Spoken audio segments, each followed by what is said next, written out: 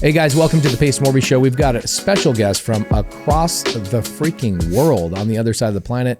Morgan flew in all the way from Australia to come and hang out with us, talk about mindset, talk about how to fix yourself if you're broken. And if you are somebody that's in the 50,000 realm in terms of generating revenue for your business, how he and what he focuses on, what he specializes in, can fix all of that and help you scale your business. Now, if you're also somebody saying, I'm not living my dream life, I feel like I'm caught in this whirlwind, he can also help you as well.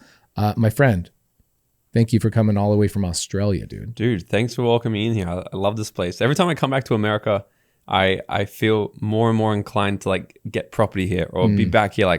So it could be, who knows, maybe in a couple of years, I'll be spending half the year out here. So obviously you're born in Australia. Yep. Where did your business journey start? You obviously went through a massive transformation, massive transformation.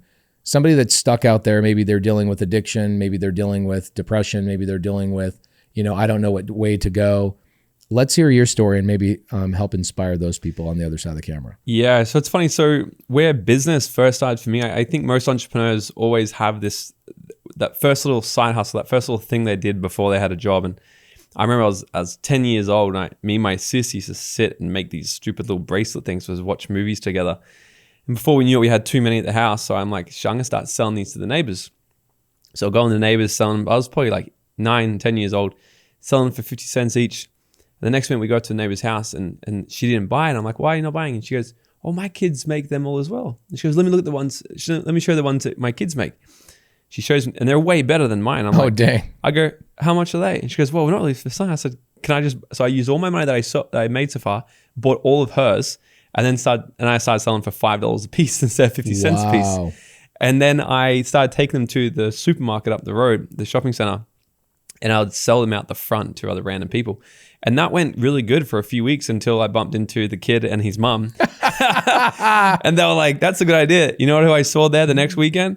The little kid and his mom selling their own things. So that business didn't last very long, right? But so what you did there essentially is what we do in real estate a lot, is arbitraging somebody else's goods. So like, I'm taking somebody else's goods. I didn't have to make it. I didn't have to deal with any of that stuff, but I find the customer and I'm willing to play the middleman. I'm not a licensed agent. I just see the same thing you do. I go, okay, value.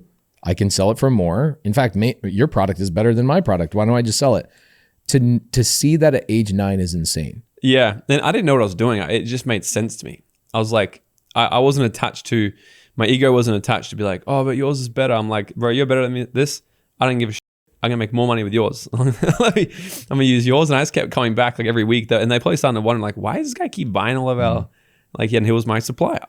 He didn't know so good. Well, until he saw you outside in the supermarket and says, I'm not going to give you my supply anymore. Yeah, we should have put a contract in place. Yeah. Should have done something. But then, so I grew up obviously a little bit, finished school, didn't go to college, didn't go to university, none of this. And because, mostly I left with so many of these stories in my head telling me that I wasn't good enough, I wasn't smart enough, I couldn't do anything. Was that from your parents? Was that from your environment? Teachers, environment. Yeah. I wasn't really I didn't enjoy school. Like I didn't like it. I didn't understand the concept of having to go. I only liked the parties and the girls. That was really it. Like that's what kept me to grade 12. Party every weekend, hang out with the girls, play footy with the boys. It was amazing. And I left. One of my teachers actually said, when you finish school, we recommend you don't do anything in reading, writing, journalism, or speaking, because it's not your strong suit. Now I speak all around the world. I'm writing my first book. We have a global podcast, right? I speak for a living, but for the first few years after school, I really believed all that. And I became a carpenter. That's what I was doing, building houses. And that whole environment led me down just a wild life. So I was 19 years old, long story cut short, I was 19 years old, drinking every single day, using drugs to wake up, drugs keep going, drugs go to sleep at night. And it didn't take too long before I was just in this complete zone of, in so much pain, thinking that it'd be more painful to actually stay here than leave. And at 19 years old, I tried to take my own life. And through that process, it actually kind of woke me up a bit to start to really question, like, what's this all about? Like, what's happening? And it's crazy. So now when I'm writing my whole book about the 5 laws of creating your dream life, there's these steps that we've got to sort of plug together, because I always had this vision of wanting to travel the world, have freedom, and just enjoy my life, which I think a lot of people do. I don't think people finish school or go through life and go, you know, I want to get a job that I hate and be away from my family 6 days, 5 days a week and take one holiday a year. I don't think people have that dream. People have a big vision that they want to have freedom. They want to travel. They do this, but then they will buy into the story that they can't or they shouldn't or it didn't come throughout, you know, whatever story that they buy. And so I had that vision. And then what I learned straight away through that process was I just had the wrong environment because everyone that I was around were toxic, depressed, drug addicts, alcoholics. So I became the exact same thing.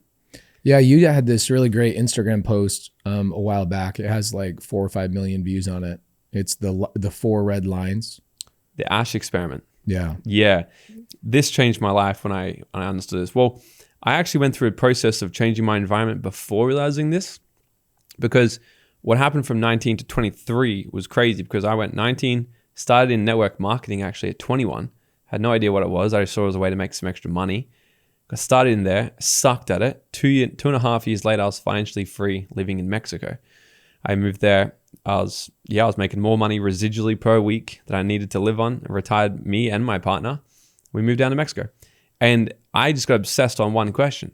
How the hell did I just do that? Like, how did somebody go from a complete mess, not having any skills in business, entrepreneurship, life skills, communication, to running a team of, you know, we had 6,000 customers around the world through 19 countries. By 25, I was number one incomer in the entire company under the age of 25. Wow.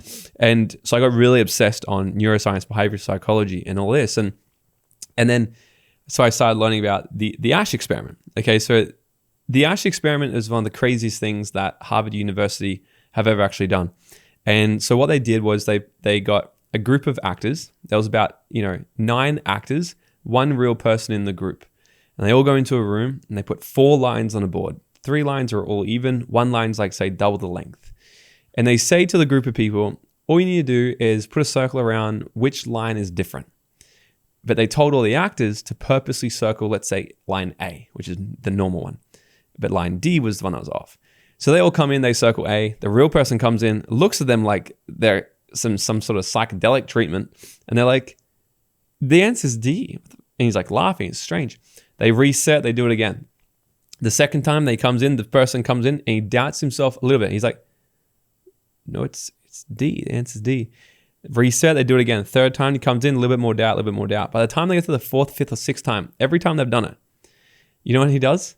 He comes in, he circles, yeah, maybe it is A. He circles A. This is called the Asch experiment. And what they've shown is that through, and not even many times, 4, 5, 6, I do this in a live room. I put the lines on the board, I say, which one's different? And everyone goes D. And all I have to do is stop and go, what? And I lose half the room immediately. They're like, I go, what line? And they're like, D? And I question them again. Then I go, who would bet me $1,000 that the answer's D?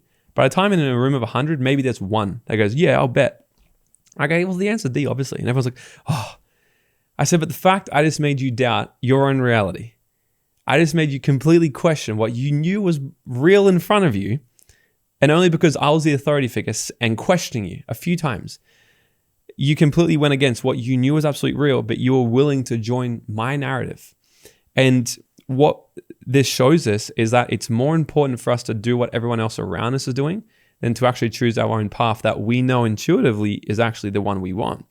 And people might be thinking, but why do we do that? This is what's fascinating. Because I love neuroscience and I love understanding why we do what we do. There's 3 types of our brains. We think back like how long our brain's been around for millions of years, what they've shown in neuroscience. The first part of our brain, the reptilian part of our brain, it's all about survival.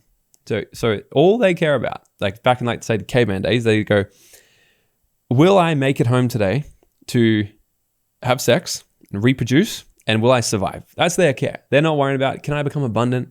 Can I become a millionaire this year? That's not their thought process. They're like, I need to survive and reproduce. That's the animal mind.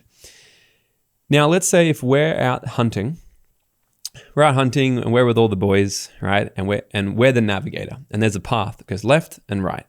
And we know that the safest route is right, but we're with 20 of the guys and they all start walking left. And we go, whoa, wait. We need to go right. The way's right. And they go, no, we're going this way. And you go, no, I've got the map. Trust me, it's this way. And they go, I don't care what you think. We're going this way. What would you do? I know my personality. You'd go right? I'd go right. That's why you're where you are, right? right? But I know I do this. I watch this all the time where the other 19 people will question everything about their life of like, wait, it has to be this way because the herd is going, it's the herd mentality, right? It all comes down to survival. Because even if this person knows this is the safest route, what if he's wrong? But also, even if this one's more dangerous, he's with 19 other people, he's safer with the group than he is by himself. Yeah. It's all about survival. And none of this is conscious. This is all subconscious. Super unconscious. This is like, I'd like to talk a lot about unconscious things like beliefs and fears and things like this. It's so out of your awareness. But this stuff is another level. It's unconscious, but it's passed down generations. So this is what's been embedded into our DNA. Like there's this thing called scripts that get passed down generations that are so unconscious. I'll give you another example. The authority bias. This is why a lot of, this is why authority bias works in a lot of marketing, advertising, all these sorts of things.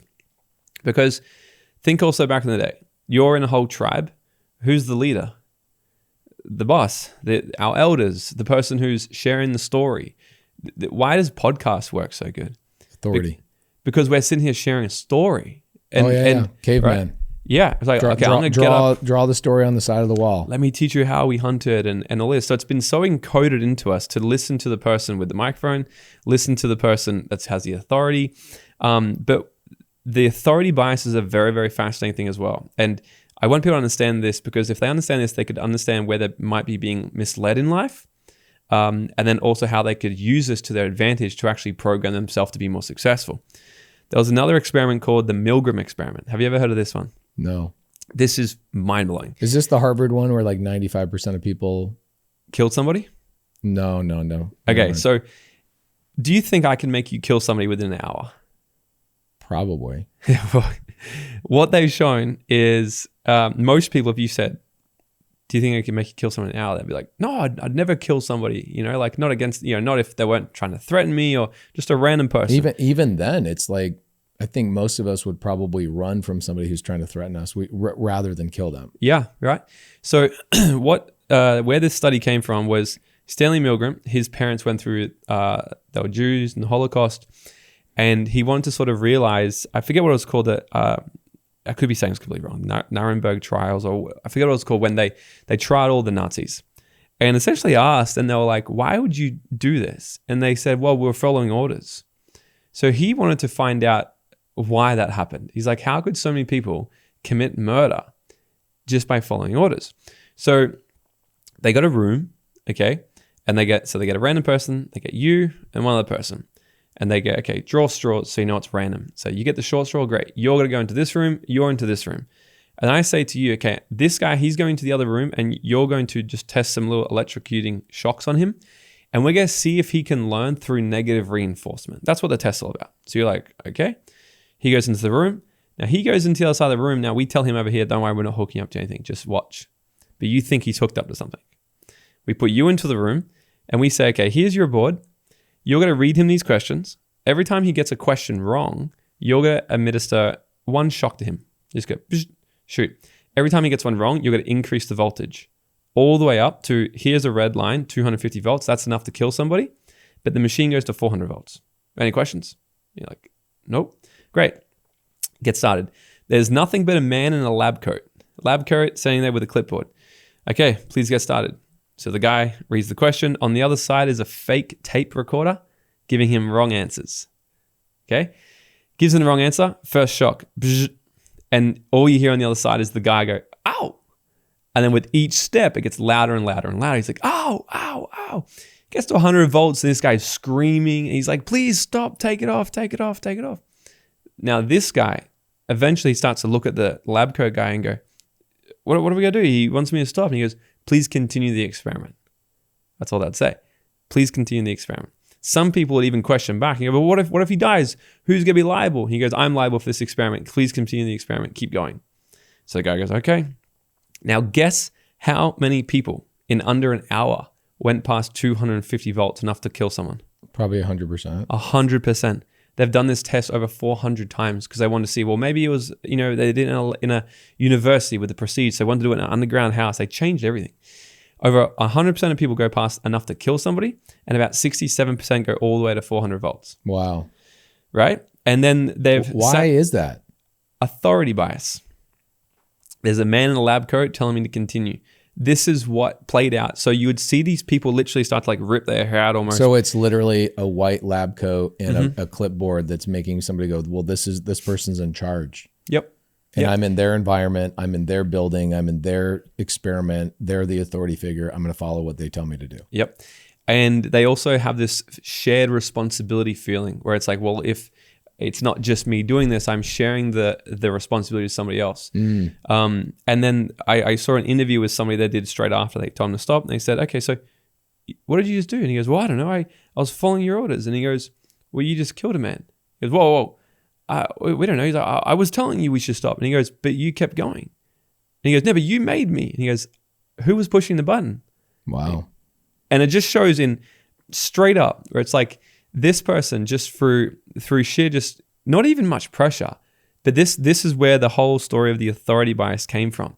And if we think back to, I don't know what it was like here during COVID, but Australia was like a prison. And we saw a huge divide of people where there were some people that were full, let's get the vax, and some people were like rioting. Yeah. Okay. And I sat on the fence and watched just both sides. And I would ask some people, why are you getting the vax? And they go, well, everyone around me is doing it. The government's saying we should do it. Authority bias, bandwagon effect. Everyone around me is doing it. I need to stay safe. I need to stay alive. But do you know what's in it? No, well, I don't know. Just they said it's safe. I should get it, right? And then I'd speak to the other side. I say, why are you not getting it? Well, because everyone around me is not getting it, and I watch these other people, these big authorities online saying it's dangerous. Yeah, but have you looked into it? No, but they're all saying it's bad, so I'm not getting it as well. So they both fell victim to authority bias and bandwagon effect. They're the two biggest things. These are some of the biggest things that really run our mammalian and reptilian brain without us even knowing. But then we justify it with logic, which is our neocortex, and we logically make sense. So people go make new purchases and go, why'd you buy the new TV? Oh, I wanted it. It was on special. No, probably somewhere along the line that advertising got you to believe that you needed it, or you know what I mean? So we can use all this stuff to our advantage to program ourselves to be more successful as well. Yeah, it's interesting. I just read a Harvard study a couple of weeks ago about how they followed 25 families over the course of 25 years. How many kids they had, what their kids did, how much money their kids are making, cars they're driving, houses they're living in. They literally tracked all of these families and how they all kind of branched off, what partner they married, what city they ended up moving to, what job they got, how much money's in their savings account, all of those things. And they started tracking the most important factor, they said, was the people they were hanging out with. And so they said, literally 95% of not only your success, but also 95% of your failure comes from the people that they were tracking you were spending your time with. And so there was a direct correlation. So it's like the Asch experiment, right? It's like people don't want to go against the crowd so much that they'll end up doing the same type of work. They'll marry the same type of spouse. They'll choose the same sports team that their friends are choosing because, like you said, there's the three lines. And even though the other one is obviously different, well, everybody else is choosing this one. So maybe I'm wrong. Yeah. And then, so what happens is it creates this like weird cognitive dissonance inside where you live a life knowing that you could have done more. Then you get to the end, fill with your life with the regret because you knew there's like, even like they did a test on the 6 biggest regrets that they're dying. I don't know them all, but one of them was, I wish I actually stopped caring what other people thought of me. Yeah. I wish I actually chased my dreams. And I wish I didn't tolerate bad people in my life. Like these are some of the main things. Because if we look at the Asch experiment, this is exactly what happened in my life. I was just choosing the same path, but I knew internally I wanted to do more. Then at 21, I found network marketing and I found a group of people who were all circling D. Group, yeah. And they were like, no, the answer is D. I was like, oh, I knew it was D. What the hell? But then I created this weird gap where I would say, let's just keep to the lines metaphor. I kept choosing D, but everyone around me was like, no, it's A, it's A, it's A. And I like to refer to it as like the land of color and black and white. I was living in a world of black and white for so long where all you know is that. And then one day I climb over the fence and I see a world of color. And I'm like, this is fantastic. I'm trying to explain it to everybody else. But from their perspective, they can't see it. And they think I'm the crazy one. Yeah. And I'm like, you're crazy. Like I can see both. And for so long, I was trying to convince them. And I was like on this fence of holding on to my line of D, but feeling like I was still making the wrong decision. But this is what's crazy, because based off this, bandwagon effect, when everyone else is doing, we jump on the bandwagon. That's what it's called. And so based off this whole Asch experiment, it can also work to our favor, because eventually what happened was when I started to drown out the noise of the black and white land, I jumped the fence, live in a world of color where everyone is saying, no, the answer is actually D. Guess what happens? That whole group becomes the new group of A, where everyone goes, well, of course you can be a millionaire. What are you talking about? You can become a billionaire if you want. Like, what? Endless opportunities. And I'll never forget actually getting onto this. I started to really change my circle, because this is what I really realized. I'm like, well, what if I can really harness this power of the environment? This is why the second law of creating a dream life is the right environment, because if all you have is a vision and the best environment around you, the people who also believe in a similar vision or they're also ambitious, that's going to tremendously change your life. Yeah. And the rest can figure itself out. But this is why it's the second law. I started changing my environment, and I got a call from a friend one day, and he goes, hey, we're going on a yacht party this Wednesday. Do you want to come? I said, yacht on a Wednesday? Yeah. Like, what are we doing on a yacht on a Wednesday for? And he goes, well, it's one of my other friends. He's celebrating making his first $1 million year, and it's his 21st birthday as well. So he's a millionaire at 21? Yeah, I want to be on that boat. So we go into the boat, group of other people who are also killing it. And I'll never forget this conversation, because back in my old circle, the banter, banter, right? So big for Aussies. So the banter of my old group would be like, do another shot, you pussy. Yeah. Stay out longer, come on. But this new group, there was still banter, but it was different. So I remember one of these other guys, he was going, Sasha says to Jules, he goes, how much are you making this month in your business? He goes, I think we did about $40,000. Now at the time I thought that was pretty good. And then Sasha goes, when are you gonna stop being a little bitch and hurry up and make $100K a month? Yeah. And I'm drinking, I'm like, the fuck did he just say to him? Like, he's made $40K a month, that's amazing. And then they were just bantering back and forth about money. And I'll never forget, this other guy comes over and he goes, when are you both gonna stop being little bitches and hurry up and hit $250,000 months? Come on, let's go. And I'm just amazed that these guys are taking the piss out of each other, teasing each other about how much they're making, but they're going, come on, the bar's up here, fellas. $250K a month. Like, what are you doing? Let's go. And I never forget that, where I was like, which group you get to choose? Which bunch of bantering you get to choose? Most people speak about this in such generalities where they say, change your friend circle, change your whatever, but having a real example like that of what a Wednesday at 1 o'clock in the afternoon looks like, banter with those people versus the banter. Sunday. Yep. On Sunday, I took 15 of my friends out. I bought a new property and I said, hey, let's go check it out. I want to see what you guys think the renovation budget is going to be. And, we're testing, and that's our banter, right? Talking about real estate and, hey, we're going to make $100K on this, or, hey, no, I don't think you're going to make a lot of, I think you're going to, whatever. The banter's there. We then go sit down at a restaurant afterwards and we're hanging out talking about real estate. And I look over at another group of people and they're there just to watch the sports game. And they're only talking about the other players playing the other game, which there's nothing wrong with that. It's just that that's how they're choosing to spend all their time. And so even people, I would imagine, your environment on your construction site being a carpenter was probably really toxic. And so people watching this on the other side of the camera might be thinking, oh, well, I don't really have a toxic, bad environment. It might not need to be toxic to be that bad group, but is the banter on your side actually propelling you forward? I would imagine most people, that's probably where they get stuck, is like they're hanging out with the wrong people, family members, people they're going to church with, the people at their 9-to-5 job. That's where they spend all their time. And these are nice people living a decent life. And so maybe some of the people you work with think everything's fine with my environment. What are you talking about? I'm not hanging out with drunk, drug-addled carpenters like you did. My family and my friends are fine. Yeah. Because we're inside of it and we just have no idea. So I would always just ask the question, are you exactly where you want to be? Like there's no, like you can love your family, but choose your friends.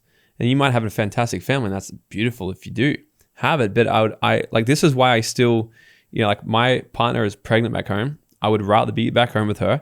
But when I get the invitation to come out to America to get to meet people, whenever I come out here, I expand. I get to hang out. Like you invite me into your home. I was with Jeremy Miney yesterday. I'm going to Ty Lopez's place this weekend. Like I come out here, I meet just people and I'm like, I got to be out here. If I stay back home, I'm going to get complacent. Yeah. I got to stay hungry. I got to get out of my little comfortable pond. I got to go and see what's happening in these bigger ponds. And every time I come out here, I come back to Australia and we just skyrocket to a new level. Because I meet new people. My mind expands to new possibilities. But another crazy example that I share a lot of, because this one also blows my mind, is scientists did a study with a group of monkeys. And they put 6 monkeys in a cage. And at the top in the cage, they put a ladder. At the top of the ladder, they put bananas.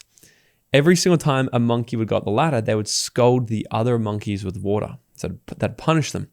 To eventually, these monkeys would beat the shit out of any monkey that was going up the ladder. So eventually, no monkey would go up the ladder because they were all scared of each other. Yeah.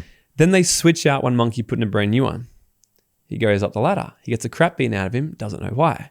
Eventually, he sits down the bottom, scratching his head, going like, okay, what the hell just happened? They switch out another one. This is where it gets really fascinating. A new one comes in, goes up the ladder, gets the crap beaten out of him by every single monkey, including that other one that just joined in before. He starts to just join in with the group. They switched out monkeys over and over and over and over until not one of them had been up the ladder and not one of them had been scalded with water. Now, if you were to ask the monkey, why don't you go after your bananas? He'd probably say one or two things. Well, that's just the way things have always been done around here. Or, I didn't even see them there. Because if we deny the opportunity in front of us for so long, it'll actually create a mental scotoma in our head where our brain, our reticular activating system won't even pick it up anymore and see it as a potential opportunity. We generalize it, delete it, put it over there. It's not important. We've denied it for so long. It's not important. It's not a threat. It's not an opportunity. It's not a threat. I'm going to put it over there. I'm going to forget about it. And then we live this life. Our bananas are dangling right there in front of us, just a few steps away, but we don't go after it. Out of conditioned, think about how many new people have had to come into this, and we think generational trauma doesn't exist. Think about that, like how many new people could be passed down that you can't have that, you can't have that. But like, let's say if I took one of those monkeys and I put him into a cage where every monkey in the cage ate its bananas, and every time they ate it, they gave it new ones. Yeah. Its first step in, it'd be scared, but it wouldn't know why. Its nervous system is so built and ingrained that don't do that, but I don't know why. And it would be like, it'd freak out, I think. It'd sit in the corner and be like, and it would watch and watch and watch for a while and see everyone else eating it. And so it started to, if you get like a dirty cup of water and you just put free flowing water in it for a while, it's going to look like nothing's changed for a while. But eventually, if you keep it on there enough, it's going to be a beautiful glass of water. That's what's going to happen because he's going to start to recollect evidence. He's got to reaffirm in his head that the thing that he can have is actually possible. Yeah. And he'll see it through other people's evidence. So like, let's say if he's the complete outcast, but he goes into a new environment, sits there. After a while, seeing every other monkey eat bananas and it's safe and they're not getting punished, he'll start to actually question his own sanity and go, why did I not do that for so long? And then he'll go and grab it. He'll take one bite, realize it's actually safe, take 2 bites, 3 bites, and go, actually, this tastes pretty freaking good. I'm going to eat my bloody bananas. And on top of it, they're being rewarded for doing the thing. Yeah. Right? It's like that seems foreign to so many people when they change one group to a new group. It is so weird that these groups of people, like your carpenter friends, lived a mile or 2 miles or 5 miles away from the other group of friends that were going out and yachting on a Wednesday. Yeah, yeah. They're passing each other in the supermarket. They're seeing each other at sports events. They're seeing each other all over the place. They're not the same tribes. And so they pass each other, right? It is interesting how when you make a transition out of that carpenter circle, right? Those people start probably ridiculing you as well. You probably had a lot of people chastise you and go, hey, you think you're better than us now? You think hey, dude, like you've changed. Did you encounter any of that when you were going through that transition? Yeah, a lot of it. Now I sort of just, I took that it's going to happen anyway. So now I just decided to screw with them even more. So they're like, you think you're better than us? No. I just know I am. There's a difference. No, but there was like, especially in Australia, we have this thing called tall poppy syndrome where, you know, if there's the poppy goes up higher. Yeah. There's a field of poppies, everyone stays below. And if one stands up, you cut it off.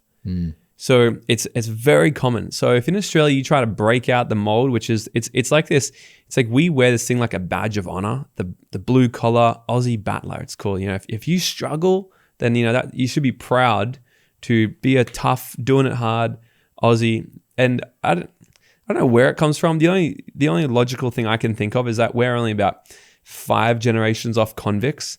So we're like 5 generations off people that were taken from one country, taken to another brand new land, and then just told to shut up, keep your head down, keep your head down. That's you're being banished here. Go.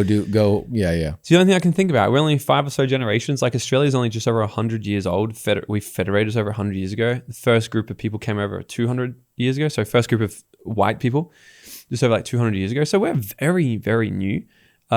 So I think that's where it would come from, but it's very normal. So when I started to want to start my own business and it was a lot. So, but this is where having the new environment is so crucial, because if I was to just take that right path by myself, it is scary. Yeah.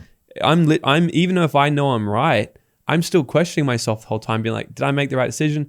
I have no friends now, which is the main thing we all want, is like love and connections. One of our human needs. The courage it takes to do that, though. Yeah. You're breaking human evolution, basically. Yeah. You're breaking all of that. Yeah. It's really playing with like your genetic code. But this is why I love that. I think now it's a lot easier for people, because people can plug into a podcast like this. You probably run community things. There's so much free stuff out there where you can actually, or even very low cost. Even like I'm going to Funnel Hackers next week. I don't know if you are. I'm very good with friends with Russell. I spoke on Funnel Hacking Live last year. Yeah. My partner's speaking there this year, but I'm not going to make it. Babies. I want to be by my babies. But like, look, like I think it was like $1,000. That's quite low cost to be in a room of people that are killing it. You know what I mean? People that are making millions of dollars. You can have a filter fee, is what I call it. Yeah. Yeah. I was with Dean and Tony a couple of weeks ago, and Dean says to me, he goes, I don't write the check to be in the room with the right people. I write a check to keep the wrong people out. And I was like, that's so good. So yeah, Funnel Hacking Live, you're going there next week. Yeah. And like, so what I'm saying is there's so many opportunities out there for us to get into this right group. So if people that are, and I don't think someone would stumble on this show if they didn't have that desire in them already to create something better than what they have. So they've already got that. And that's the calling already. If they're going, well, I don't know if I can, you already got it. You're listening to this. The next step would be to go and get yourself around people that are also like you. Because then it starts to reaffirm that, well, even if we're still doubting ourselves, at least we got each other, and we can keep going through this journey. Because I remember my first year in business was hard, because I had all my old friends. I was doing my new stuff, which they didn't like. And I even remember this one time, we went to an engagement party for some of my friends, and everyone was pretty drunk. I was pretty drunk, and it was like after midnight. It's almost like as soon as it hit midnight, everyone went, okay, let's rip on Morgan now. And I never forget, everyone just started like ripping in, like taking. This is with your old group of friends. Yeah. And everyone's like I can't remember the exact comments. Basically, but like, it's like the tall poppy. They didn't. Outwardly, they didn't want to be rude to you when they weren't drunk, but when they got drunk and they took their inhibitions down, there was no filter. The barbaric version of them came out.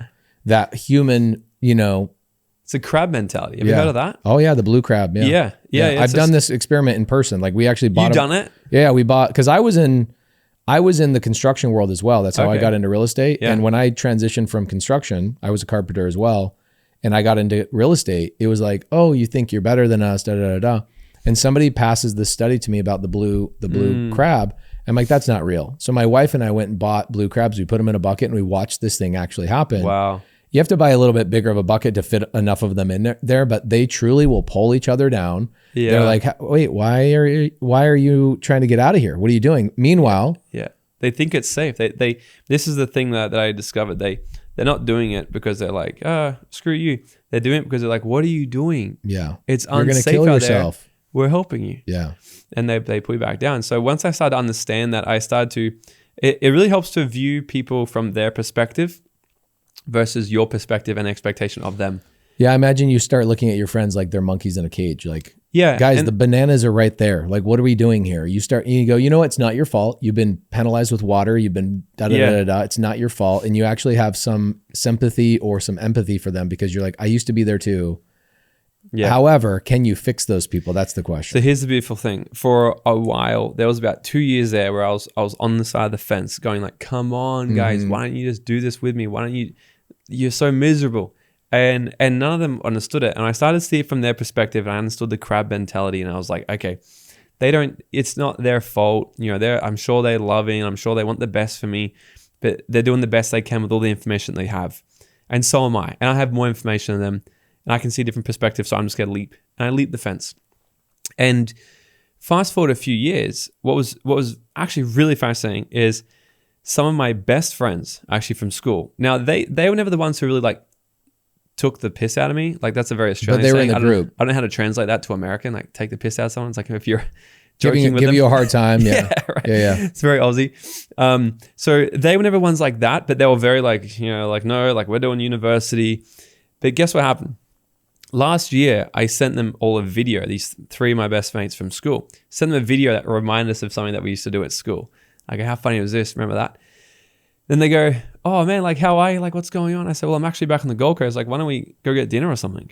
And I go, yeah, let's go catch up. Haven't seen these guys in probably 7 years plus. And I said, so what's going on in your life? Like, and then one of them goes, oh, well, I've actually started this e-commerce company. I said, oh, it's amazing. Good on you. How's it doing? He told me the brand of it, Recover. I said, I've seen that everywhere. He goes, yeah, it's actually like one of the biggest recovery e-commerce businesses in Australia, doing over $1 million a month. And I'm like, what?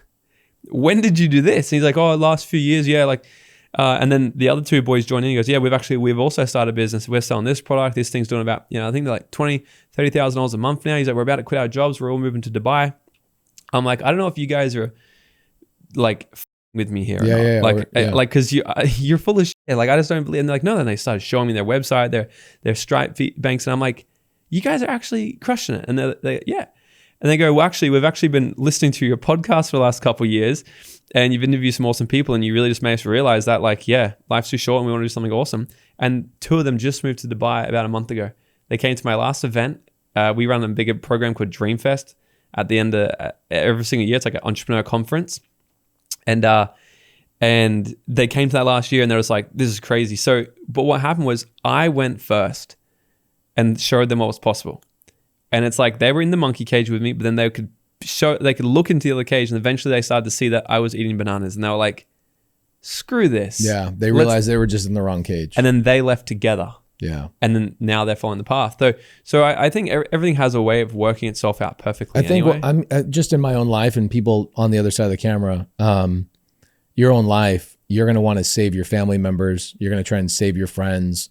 And you're going to try and drag them from the circle that you were in with them into the new circle. But the reality is, what you're saying is you have to go set an example and forget about all of that kind of stuff. And they'll wake up when it's time for them to wake up. Yeah. If you spend all your time, energy, and effort focusing on trying to change them, you're actually stealing from the new group that you're in, and you're stealing from yourself.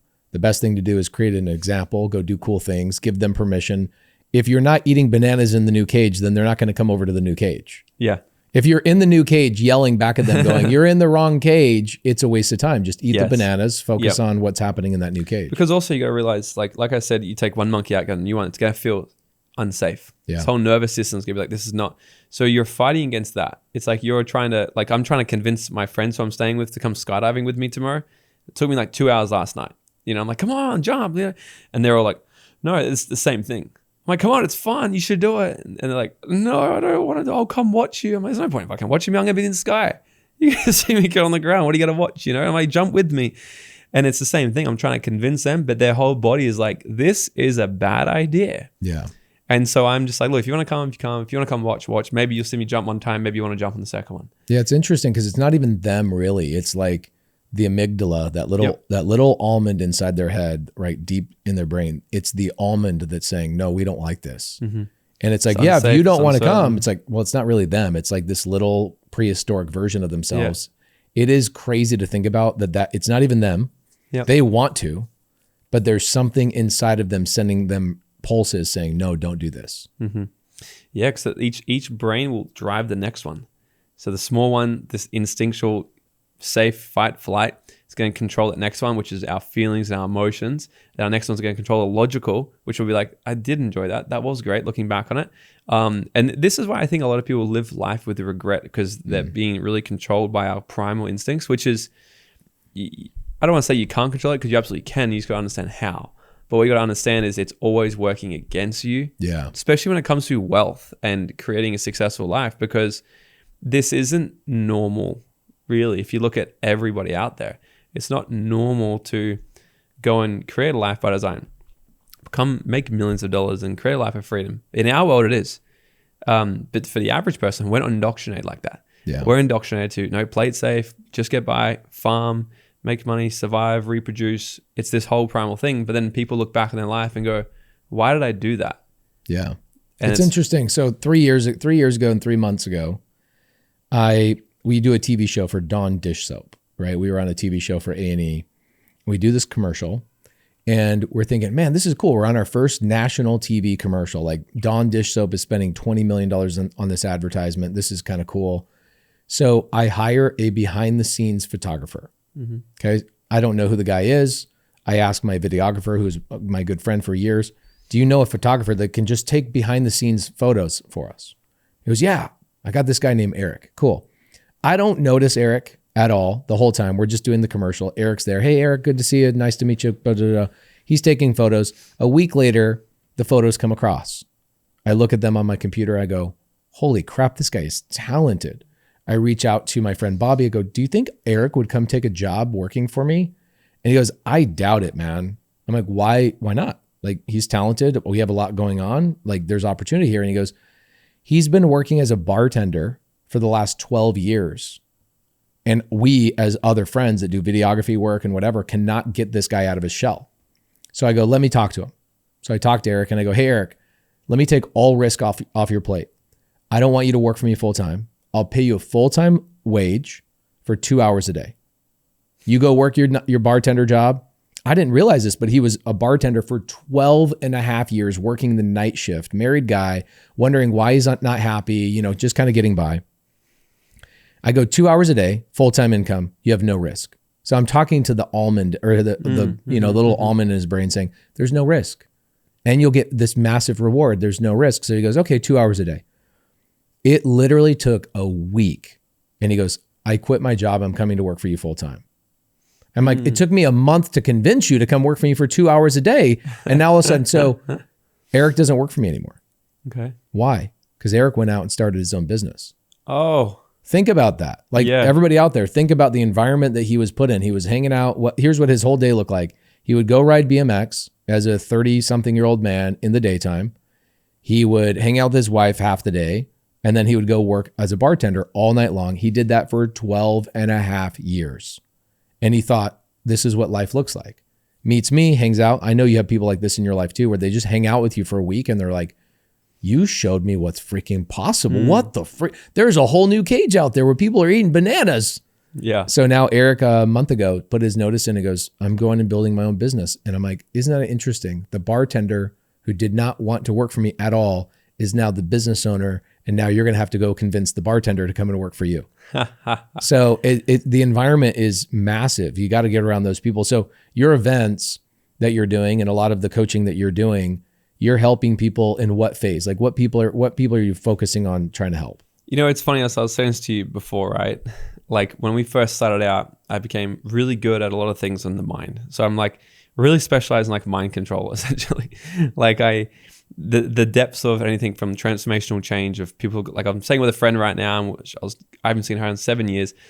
So she's like, so what is everything you're doing? I said, pretty much any problem you have in life, tell me and we'll fix it while I'm here. And she's like, really? I said, anything, like just humor me with stuff. And she's like, okay, I'll make a list. Okay. And so I really just, because I want to be able to help people just completely transform their mind when it comes from the depths of maybe just belief changes and identity changes all the way to the depths of complete mind control and creating other identities inside them to be absolute peak performers and whatever they want to do in their life. And so we really kind of started in that. So we track a lot of people who literally just have desire to want to become very successful and create an incredible life. And they need to really work on this first. But then everyone also has to keep working on that. Like I work with people that are making millions of dollars a year still, and they still hit that next barrier. Mm-hmm. Oh, well, who am I to do 10 million in a year? Who am I to go and do this or speak on stage? Everyone's got their own barriers, and it's just about helping them get to that next limit. So we really focus on helping people create their dream life on any sort of area that they're at. But most people come to us, they're entrepreneurs. They're either just getting started in the online business world. If they're just getting started, we can definitely help them crush it more. So we really help them with the mindset and the skill set. Because when I talk about my 5 laws, so I'm writing my whole book on, is the right vision, the right environment, the right vehicle is the third one. Mm-hmm. So like we help them sort of discover what's their unique vehicle. Like I'm sure, have you ever had people come to your program and not do anything? Oh yeah, it drives me wild. Like one of the things, this is how to the extent it drives me wild, because you can provide all the resources, you can provide the right environment, you can provide all of these things, and we're at 80. So I have 30,000 people in my community. 81% of them have successfully done deals. 81, it's incredible. But then the other 19%, it's all mindset stuff. It's belief, it's this, it's that, it's trauma, it's something else. And I'm like, that's not what I'm good at. I'm good at blunt force. Let's get the work done. Let me set an example type of thing. And so Chase, your friend, and yourself, like these are real, I would honestly say what you're teaching and what you're talking about is more important than the strategy of real estate itself. It's about 80%. Tony Robbins talked about it as well. It's like 80% mindset. You can do anything with Tony Robbins. But people have mindset issues, cannot comprehend that. Do you know what I'm saying? Like when you say you have a mindset issue, another skill. It's another skill. They think, oh, I'm going to buy another mentorship, buy another course, do another thing, whatever else. And that will fix my problem. It's not me. It's not my brain because I'm smart. It's the strategy I chose, or it's the thing I did, or the course that I bought didn't do the thing for me. So you help people with that as well. Yeah. So because we like to sort of marry that with both. But what I was saying with the right vehicle, because I've seen the same thing. So people will, let's say if they follow you online, they go, he's got a life I want. How did he do it? Oh, property. Let's do property. But they just don't like property. Like me, for one, if somebody comes to me and say, what's the best way to become wealthy? I'm going to say, invest in yourself and then start a business. Then grow a great business, then buy equity in another business and keep buying. Like I like businesses. If I talk to you, you're going to say property. If I talk to one of my best friends, my business partner from Australia, he's a massive investor. What's the best way to get wealthy? S&P 500, right? So everyone's going to say what's biased different vehicle and what they love, right? Yeah. And the fact is that it's all beautiful, but pick the right vehicle for you. We have property as well, but my partner deals more with that because property just doesn't excite me. How do you get somebody to choose the right vehicle for them? Number one question I get every day is, how do I get everything done? I have 9 companies, 600 employees. We have customers all over the globe. We're doing fix and flips. We're doing buy and holds, apartments, RV parks, all of those things. Everybody wonders, how did I scale? How did I get to a higher level? And the answer is that, GoHighLevel. I use a CRM that allows all of my customers to come into one database. And instead of me hiring more employees to go and do all the follow-up, GoHighLevel has systems and automations that does all of that for me. So not only can I have my employees focus on higher end tasks, money-making tasks, GoHighLevel avoids all of the extra payroll. When you're brand new, having GoHighLevel is like having 5 different employees doing all the work for you just for a monthly fee. Go to GoHighLevel.com/pace to learn how I'm using it, not only in my lending business, but my wholesale business, my fix and flip business. Literally, GoHighLevel controls the entire back end of all 9 of my companies. Go to GoHighLevel.com/pace to learn more. So I run a program called the Dream It Loud Method in Australia. It's a 3-day event. That's like my signature transformational event. We're looking at doing stuff online. People have hit us up because I get hit up a lot. More of my audience is America than Australia, funny enough. And but we help people find this thing called their true north. And because I think this is the best way I've been able to sort of help people figure out. So we had a lot of people come to us like, I want to do this. And I was really good like you, being like, we'll do this. I'm a strategist. And be like, have you focused on this? You could do a YouTube channel. You could do this or that. And there's always these things that just get blocked. I'm like, what is their freaking problem? Mm-hmm. And I discovered that we all have this hierarchy of what I call a true north, like the things that we're genuinely just interested in and we'll move towards no matter what. And we can find what that is if we look at just how we live our life. So how do we unconsciously live? So if we look at things like what gives you energy? What gives me energy? Like what gives you energy? Like what do you just get energized by? If I called you at 10 o'clock at night, you're about to go to bed, but we start talking about this, you're on. A dozen things, but I know what they all are. It's probably business, investments, business, family. All of those things, yeah. And I also am obsessed with getting somebody past that breaking point. Like I'm obsessed with it because I had, just like you know, somebody in network marketing came to you and recruited you. Mm-hmm. They had to have. Mm-hmm. And so they plucked you from obscurity and they loved on you and they put you in the right environment without you really knowing, right? Yep. I'm obsessed with that. Okay. And cool. that conversation of somebody going, I'm stuck, I'm in the quicksand, I don't know what to do. I get obsessed with that, which is why this is so interesting to me, because it's like, how do you get them out of that? For the 18% of people that you can't just show good example, give good training, tactics, strategy, let them literally watch you do the thing. 81% of people I've found, if I put them in that environment, they're successful. Yeah. The other 18%, it doesn't matter how hard I work. There's a mental block, which is this thing I'm obsessed with. And it could take them time. So there's a few things here. But if we look at, find your true north, it's like, what gives you energy? Like for me, I love just learning anything new. I can go to bed at 10 o'clock, but on YouTube till midnight. Yeah. Another thing, I study. Now I'm funnel hacking something and I'm just researching. I love researching, learning. Next thing is educating. Why do I spend the majority of my life is just teaching? Everything I learn, I want to teach back. I love it. It gives me so much energy. Where do I spend my money? Personal development, mentorship, courses, travel, learning, right? So where we get energy from, where do we get our money from? Where do we spend most of our time? Where are we mostly organized? All these sorts of things. We can look at sort of how we start to live our life, and we're going to start to see a pattern show up. When you're doing this at your 3-a-day event, do you take people through this? Yeah, it's like a work booklet. Okay, there's about 15 questions or something. I'm just a few of them off the top of my head. There's a bunch of questions just to sort of and what we're doing is sort of just like sifting and sorting. So let's just put everything on the field and see what we're looking for patterns. People start to find patterns where it'll just show up again and again and again. Let's say, for example, someone who shows up with, okay, my number one thing that shows up all the time is health and fitness, but I'm trying to build a property business. Well, that's probably why you're not that inspired on property, because maybe you should do something in health and fitness. Because if I talk about health and fitness, you don't stop talking about it. You're so excited to figure those problems out. And one of my friends, mentors, Dr. John DeMartini, he says, he's like, if you don't go after challenges that inspire you, you'll be forced to face challenges that don't. We can't avoid challenges, so pick the ones that actually inspire you. So there's a couple ways we can do this, right? Because let's say property, let's say if your goal is to be worth $100 million, you're probably not going to do that in health and fitness unless you create some sort of new revolutionized app, or let's be honest, but there's a much clearer path through property on that one, yeah? So you could do two things. Let's say, okay, well, what if I'm just not that inspired by property, but I know that this is the best opportunity? Great. Go and write a list of 50 to 100 different ways as to how developing this property business is going to get you more health and fitness.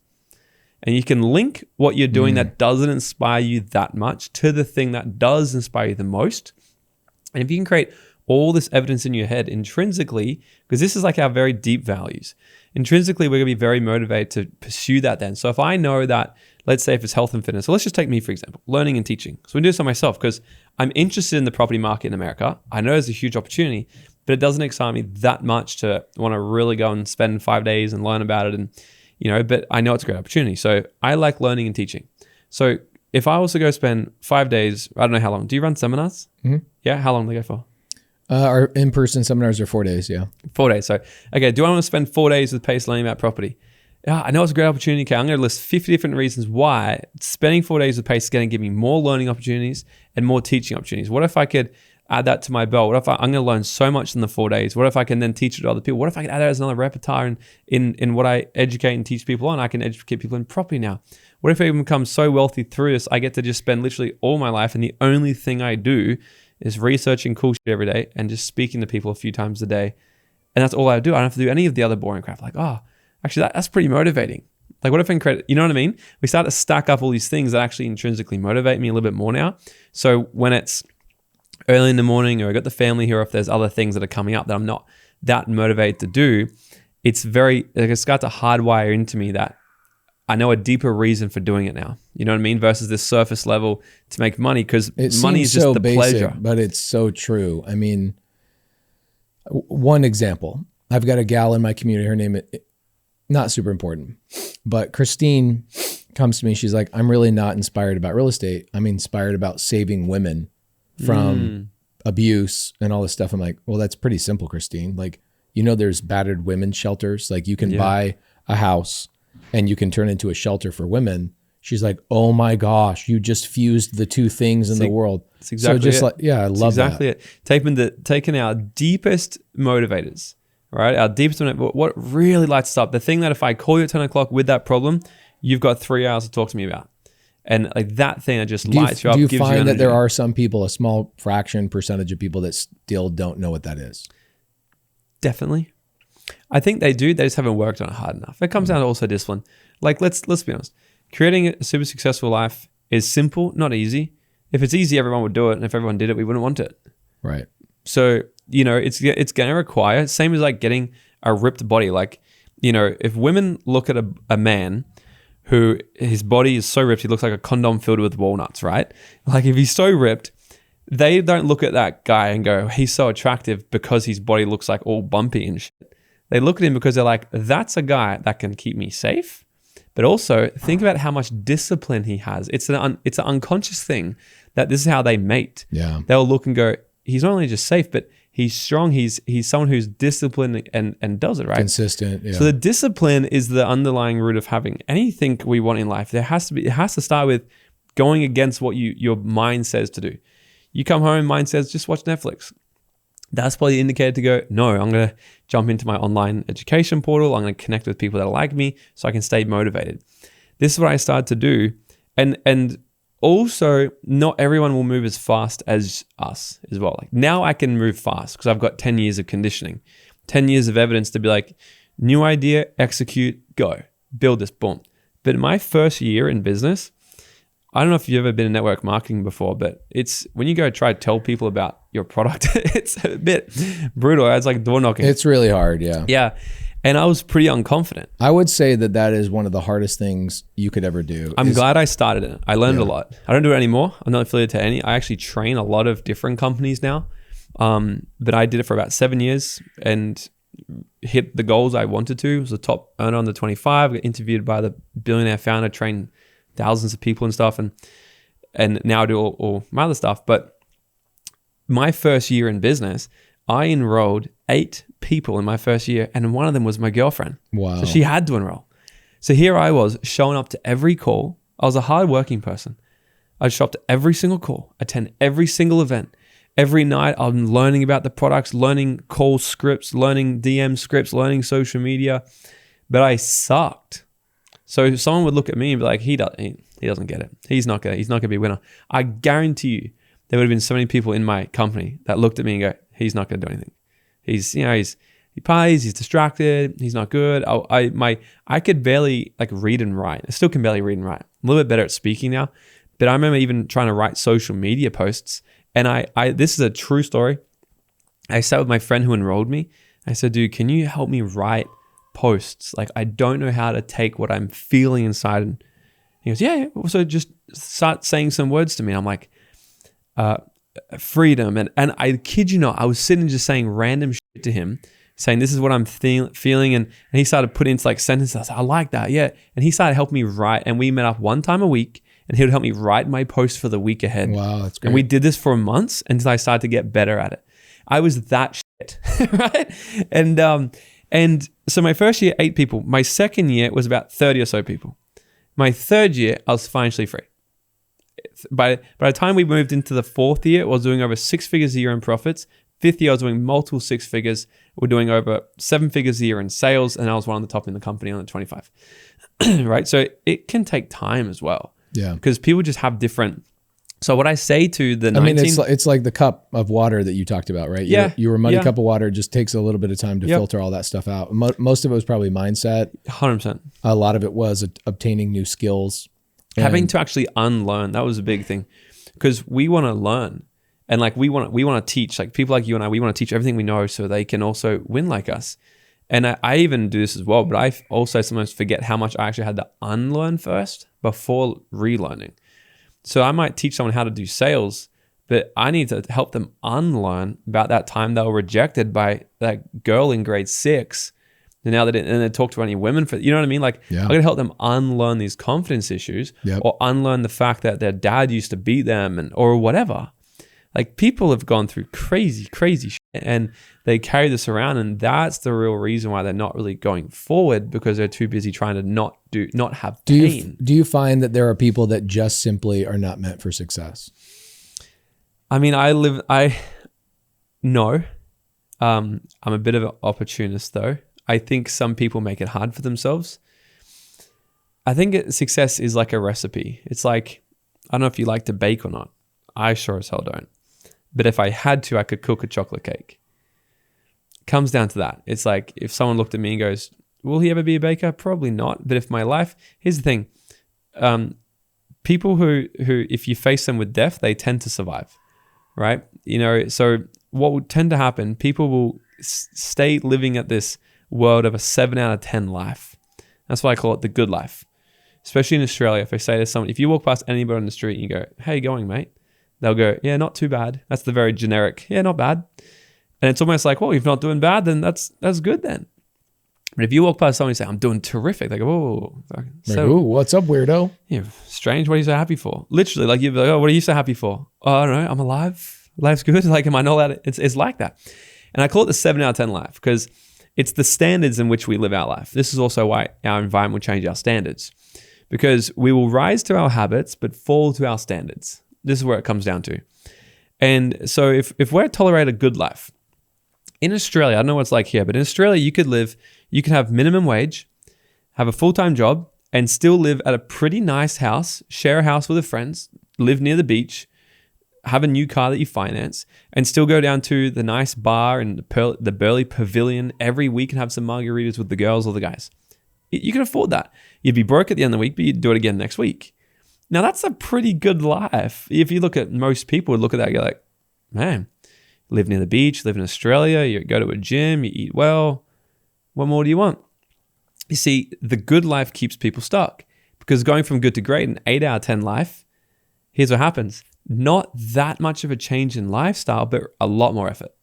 So people look at that and go, well, my life's not that bad. Am I really committed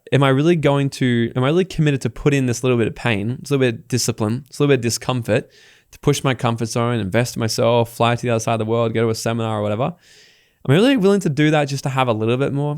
Yeah, I could do nothing and have still this, and it's good. So they stay there. So not until their life actually falls to a 6, where they go, actually, this sucks. I got to do something about it. They go back to a 7, maybe close to an 8. So and people hover between here. It's the avoidance of pain at all costs. So essentially, that's all we're trying to do. Either the pain of growing keeps you in the good life, or the pain of staying where you are pushes you above good life. That's all there is. It's like avoidance of pain. All we're trying to do, our brain, we're actually really simple creatures if we break it down. We only want 2 things: gain pleasure, avoid pain. That's it. That's all we're trying to do. But pain is about 11 times more motivating than pleasure. How do we know this? Because you got 81% of people in your program that go, oh my God, I want to be successful. We have 19% of people go, well, and they got the excuses or whatever, right? I don't know them. But I guarantee you, if I took those 19% and I took a gun and I said, who do you love the most in this world? My mom. Good. I got a gun to your mom's head. Now, if you don't do everything that PACE teaches you and you make $1 million and you don't make $1 million in the next 12 months, I'm going to kill her. Let's see who makes $1 million. Everybody. Right? And it's because I've now increased the pain so much where this is more painful than them having to get out there and make calls, do deals, not do football nights with their friends, right? Yeah. Because that's also pain, giving these things up. Yeah, when you dig into it, I had a girl this morning send me a 5-minute voice memo, and I just said, what is it? Like, you've been in our community for 2 years. You've done a couple of deals here and there, but you keep telling me you want to do more. You just don't. You have the recipe. You have the people around you. You have the environment. You have the appropriate vehicle, at least financially. What's the situation? Then she sends me a long voice memo talking about how she inherited her dad died, and she inherited like $4 million. Mm-hmm. And does she ever have to really ever work again? No. And I'm like, okay, well, $4 million sitting in your bank account tells me why you're not willing to work. You already have all your bills. You don't have any pain. You have zero pain. Like for you, the pain of where you were, the addiction, the drugs, the alcohol, the long hours on the construction site, et cetera, hanging out with the wrong people, staying late night, putting yourself to sleep with drugs, waking up with drugs, et cetera. The pain was so great. You're like, I have to make a change. And it propelled you forward. Mm-hmm. Okay. Well, where's her pain? She has none. Like, she has no real pain. She's in that. She could go and put it all into an investment account and be done. And sign a contract that says that don't let me ever touch it, and make herself poor again. Hungry dogs run faster. That's me. People ask me when I make money, I put it away somewhere fast. I pretend like I'm broke again. I hide it from my stupid brain. 'Cause my brain, I'm like, I can't know that this money exists. Yeah. And the same thing with my team. We're doing a refinance on a property right now, and my team said, "Hey, can we get a bank statement and this, that, and the other, and how much money the company's made?" I'm like, I don't want to send that to you, because then you're going to think that the company's doing better than it really is, or you're going to realize how well the company's doing as you go to the bank and structure the refinance. I'll email it directly to the bank myself. I want to skip over you, because then you will go, I'm a fed dog. I don't need to run that fast. Things are fine. The company has money in the bank. So That's I've never heard that quote before. Hungry dogs run faster. Run faster, yeah. So because I had to keep going through that journey of like, avoid the pain, get to a new thing, then I get complacent again. I said, well, I'm even like, literally I started this year thinking the same thing.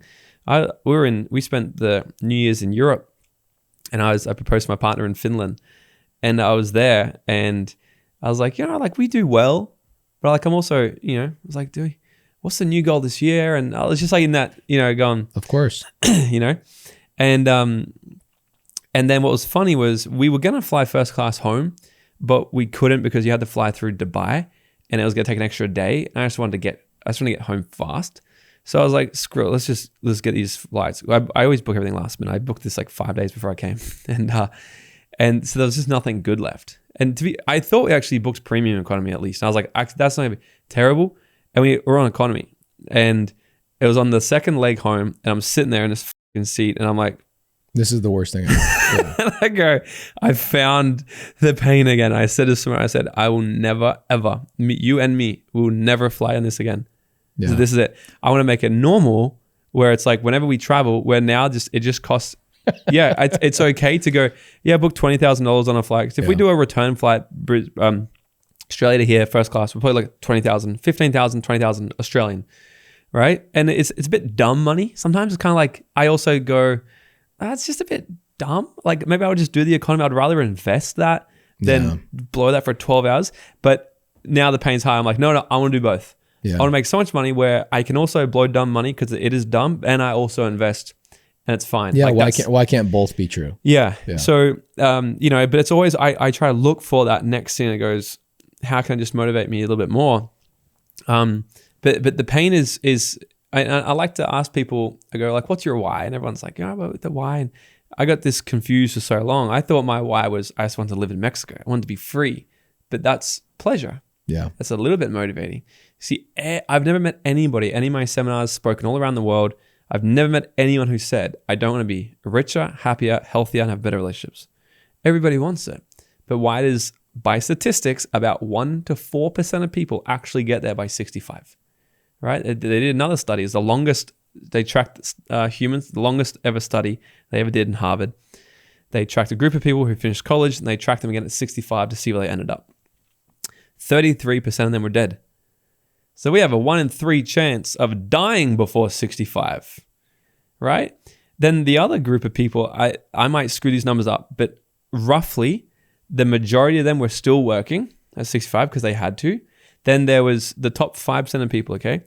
5% of people, so the top 10%, 5% of them were okay, where they were dependent on other people, okay? So they needed like a pension, or they were like an executive, and they had they retired, and they had they had someone having to keep support somewhere, right? They weren't like wealthy, that they were independently financed. Yeah. Yes. And 4% of them, so now in the top 5%, 4% of the top 5%, they were financially okay. They could support themselves. 1% were wealthy. 1% out of 100. Now we look at this like, so, but everybody wants the same goal. Why does 1% only actually do it? Or maybe 5%, we'll call it, okay? They're comfortable. Why does that only happen? Well, because pain's more motivating. Yeah. The avoidance of pain. Now it all comes to, what's your perception of pain? Now, I think it's scary as hell to be in the same position as I am now in a year from now. That's always my That is literally how I operate. People go, what motivates you? I go, no. Nothing motivates me. I'm fearful. I operate out of fear. I'm fearful of being like my parents. I'm fearful of being like people at my church. I'm fearful of a version of myself that I see.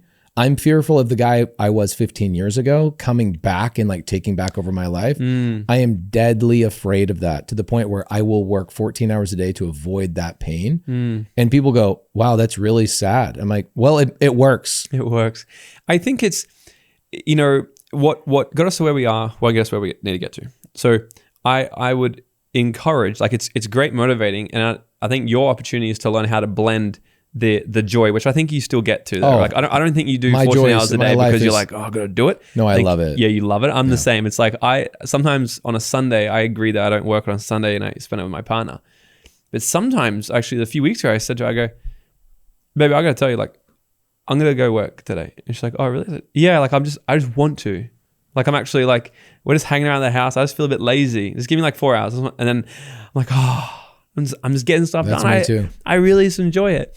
Yeah. And, you know, like what I do is awesome. And I don't want to, like, that's my life by design. I don't want to have It doesn't feel like you're, same thing with me. Like if I start my mornings at 3 a.m. because every day. I want to be done. I want to be done with most of my communication, my planning, my reading, the things I'm obsessed with by 7. My kids wake up at 7. I say hi to them. I pull them out of bed. I change a diaper. Then I'm on with my day for a couple more hours. Then I take lunch with my wife and then I work more. If I don't relieve that like motivation of working in the morning, I have anxiety all the way throughout the day. I'm like, I didn't do the thing I wanted to do. Not because I am fearful of not accomplishing something. I truly just love it. But here's the thing.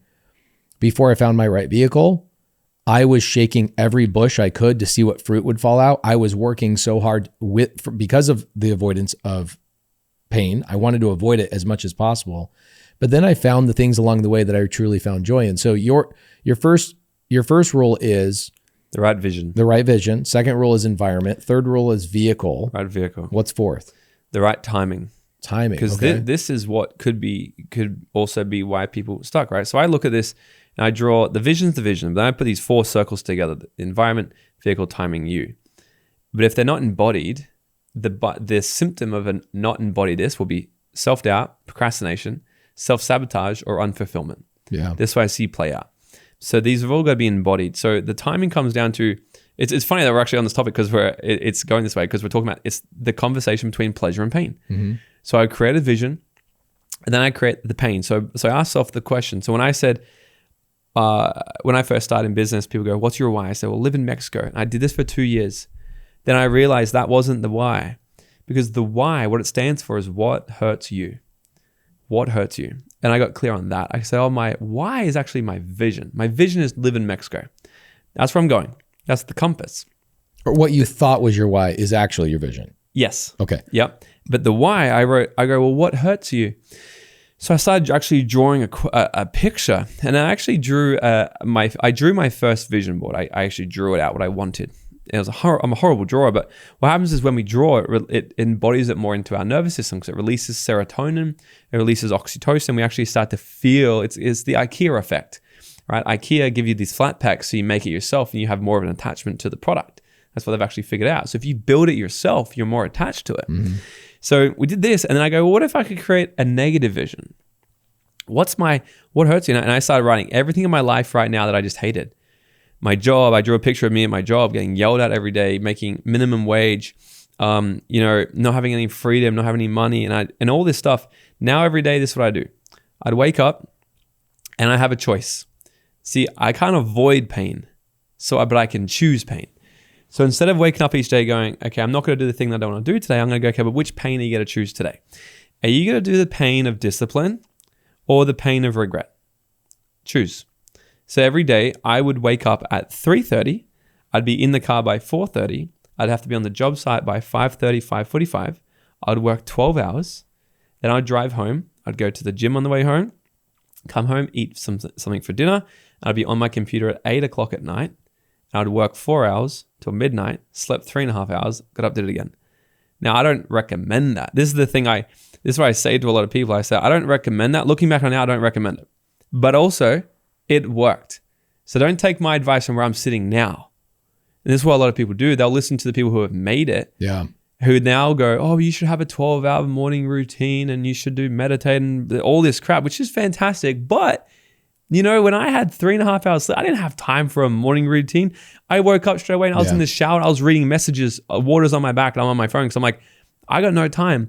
I don't have time to meditate. I don't have time I started doing that once I quit. I was living in Mexico. I discovered, I could meditate in the morning. I can just have peaceful time in the morning and get my mind right. That feels fantastic. I could work out in the morning. Oh my God, my body feels great. I didn't know you could do this. So don't take advice from where I am. Take advice on what I did to get to where I was. Yeah. That's the thing.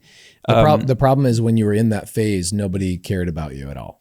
You know, same thing with me. Like when I was doing my stuff, similar to what you were doing and coming up in the game, I didn't have time for anything else. I just shot at everything that moved. I was constantly hunting. And at the time, nobody cared what I had to say. It wasn't until you achieved the thing that people go, okay, well, now I want to listen to you because you've gotten to the other cage. Yeah. I want to listen to you. The problem is, it's like, well, hold on. I'm not doing the things that it took for me to get to where I am now. Yeah, thing that got you to where you are won't get you where you need to go. So like me changing, like it's like the swing of the pendulum. I knew, but I had different circumstances. I was 23. I was single. I didn't have kids. I could do that. But if I was to do that all again now, times would probably be different. So it's that's what you mean by timing. Yeah. So like where are you at in your life? What phase are you in? Find the right timing, but the right timing, using these two motivators to create the right timing now. Because it's not about going, well, I've got kids now and use that as an excuse. No, it's about going, when is now the right time to literally just go all in and make it happen? And if we use the pleasure and the pain, what hurts us right now, and use that as our actual motivator, that's going to help us. And then there's just 4 elements into this. So we're going to see what it is we want. So actually have this vision in our mind. I was interviewed Chase Hughes the other day. So he's also a neuroscientist. And I asked him, I'm like, what's a neuroscientist do to accomplish your goals? And he goes, he went and got a big TV like this, put it in his office, and he got 800 pictures, all right, of his vision. And he goes, he just has it on a 24-hour loop. And I'm like, that's interesting. And he goes, I just truly understand still the power of putting this in my subconscious. This is from a neuroscientist. So every single day we need to see what it is we want. If I get my phone, I have my goals on my phone. Everywhere I look, how many times I see my phone every day? Yeah. It's like a monthly goal, Actually, what I did, I actually listened to Chase Hughes. I'm a fan. I know you guys are friends, but I went on my phone and I downloaded an app that will switch out my photo on my phone. Oh, nice. So instead of doing it on the TV, I'm always on my phone. So the first thing I look at let's see what it is. It'll just keep changing the photos? It changes every 5 minutes. Oh, how cool is that? So every 5 minutes I have a new photo. Right now, this is a picture of my daughter. And that's actually so much better because it's a pattern interrupt for you every time as well. Yeah, so now it's different. Every time I unlock my phone, I have a different thought. So I learned that from your buddy Chase. That's fantastic. You have to send me that app. I didn't know you could do that, because what happens eventually is it becomes second nature and you start to forget it. Your subconscious still does see it, but if you can pattern interrupt it every 5 minutes, you'll be very aware of it every single time now. You get it like I just barely started doing it in December, and it's like picture of my farm in Montana, picture of a private jet, picture of this, picture of a team, picture of an organization that I'm not involved in. So I drew out. I actually took a pencil, just very similar to what you're talking about. I drew an organization that I do not belong in, that I own and I benefit from. So it just gives me the subconscious of I am not involved in the organization that's making the money. Yeah, I got out of the way. And so that's one of the screenshots. And so I haven't gotten to 800 like he suggests, but I probably have a good 200. Like 800 is insane, dude. Yeah, he's when I got to 200, I'm like, how did he get to anyway? So keep going with that. So we got to see it everywhere, because this is going to keep us in that path of what it is we want. This is also how I make decisions too. People ask, well, how do you know if you're making the right decision? Well, I don't, but I just do the vision check. Right. I just go, is this decision in alignment with my vision? If it is, I do it, even if it's scary. If it's not, I don't do it. Simple. Even if it's a great opportunity, because you'd probably get it all the time. How many great opportunities slide into your inbox probably daily, right? Someone said the other day, they're like, you know what? The next life-changing opportunity tends to come around about every month. Yeah. Right? Yeah. And the next great investment is going to change your life. They're about monthly. So if it's in alignment with my vision, I do it. If it's not, I don't. So I see it. Next one's believe it. This comes down to, Roger Bannister, best success story of all time, I think. No one could run the 4-minute mile ever. Scientists, professors, doctors, they all said, if you do it, your heart will burst out of your chest. It's physically impossible. And he goes, no, I'm going to try to do it. So he visualized it. And what he actually said, he continually visualized himself crossing the line under 4 minutes every single time. And he would try. And he did it so much where he actually started to create this belief inside of himself that it was possible. Now, what happened was he did it. 6 weeks after he did it, another person did it. And then another, and another, and another. There's been thousands of people do it now. What changed? Did human potential change, or did our belief system of what was possible change? Belief. Permission. Now, unless you're trying to colonize Mars and do something that hasn't been done yet, you're going to have to do some crazy, radical internal belief installments like what he was doing. But most people are not trying to do that. They're just simply trying to make their first $1 million or do their first deal. So if someone else has done it, can you start to borrow the belief from them? And that's like, this is where the self-belief has to come in. And there's 4 things that make a belief, but we can come back to that. But, developing the belief inside of ourselves. But Bob Proctor taught us that you can completely suppress into ourselves, into our unconscious, our own belief system through continual repetition as well. So visualizing it and just simple affirmations can help, like seeing what it is we want and just actually borrowing and collecting evidence from other people that it's been done. And then just not being our worst enemy when our mind's going, I don't know if you can do that. Just like, shh, like I've had enough of your shit today. Yeah. Like, what if we could? Like, just ask a different question. What if we could? Third one is to decide on it. This is where the timing comes down to actually make the decision, really make a decision on it. My favorite story is, I think it was 14, I could be getting the story wrong. Colonel Cortez went from Spain to the coast of Mexico to take over the Aztecs. That's what he wanted to do. We got to beat the Aztecs. He takes all his men there and he gets to the coast and they realize that they're completely outnumbered.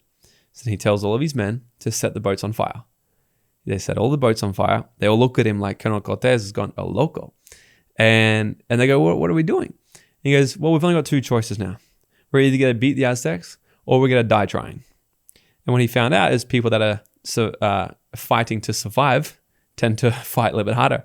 And, it's one of the best and worst success stories ever because they defeated the Aztecs and wiped out the Aztecs, which is super sad. But that's also history. And it's good to look at, the most historic sort of victorious, people like that. And that's what they did. With a completely outnumbered army, they drew the line in the sand and said, no matter what happens, we are not going backwards. There is no other option other than to win. Hungry dogs run faster. So making that full-blown decision, that's what happened to me in my third year. When I said I really flipped and went, I catapulted my business within about 6 months because I really went all in. It was the start of a new year and I just asked myself, am I really all in? Or am I 99%? And I often joke that, being 99%, it's like, imagine if you come home and you tell your wife before you're married, baby, I'm 99% sure you're the woman of my dreams. Let's get married and have kids. She's probably like, no. And you're like, well, what do you mean? I'm 99%, baby. Come on. And she's like, no, like, where's that 100? They want that full on commitment. And this is like a masculine, a feminine, energetic connection. It's polarities, but this is attraction. This is, if we're trying to attract the dreams to us, the thing to us, the opposite force is also working to us. But if we're only 99% in, it's going to be 99%, which is the most grueling process ever because we're so close to having every single thing we want. Yeah. But still so far away. But it's like we can taste it, but it feels like this is grueling for me. I think I don't know if there's ever been a time in your life where you were kind of all in and it felt so hard, but as soon as you were all in, it got so easy. Yeah. And it's like, it's easy because I'm in now. There's no wasted energy. That's what I mean with the right timing. So making the decision to actually just go, am I all in? If the answer is no, get all the way in, like burn the bridges, burn the boats, like physically get rid of any sort of plan B. Yeah. And put your back against the wall and go, all right, well, here I am. Let's do this, And the fourth one is act on it. Essentially, massive action. Take a lot of freaking action. A lot of people complain. Yeah, I mean, the victims. I mean, I think taking action also goes back to the environment. It's like if you're in an environment of action takers, you kind of just normally will start taking a lot more action, right? They give you permission. So your fifth law. Fifth one is the last one, is the right you. Right you comes down to 3 sections because I like to break human behavior into 6 elements. We look at the top, results. Okay, we all want results. So people see you on social media, they see me on social media and they go, okay, I want to have a life like that. I want that result. Great. So what are you going to do to get the result? Well, you're going to do a certain behavior. You got to do something, right? But have you ever done a good behavior and gotten a good result, so you did it again? Mm-hmm. All the time. Have you ever done a bad behavior, got a bad result, but you did it again? Sadly, yes. Yes. Everyone's like, yeah, actually I said, okay, so there's a little bit more to this than just do a good thing, right? So why do we have these patterns where we know we're doing a bad behavior, but we get a bad result? Because it goes deeper. Underneath behavior is skill set. So in order to do the behavior of doing a deal and getting the property and getting that result, I need to learn from pace and know the skill set. I need, basic. But why is it like the bartender? If I was to have a talk with him, it'd be interesting. I wonder if this was what was happening in his head. Why was he a bartender for 12 years, but he was so skilled? Why would he not act on that? I know people that are incredible singers. They sound like Lana Del Rey. One of my friends back home literally sounds like Lana Del Rey. My girlfriend showed me the song.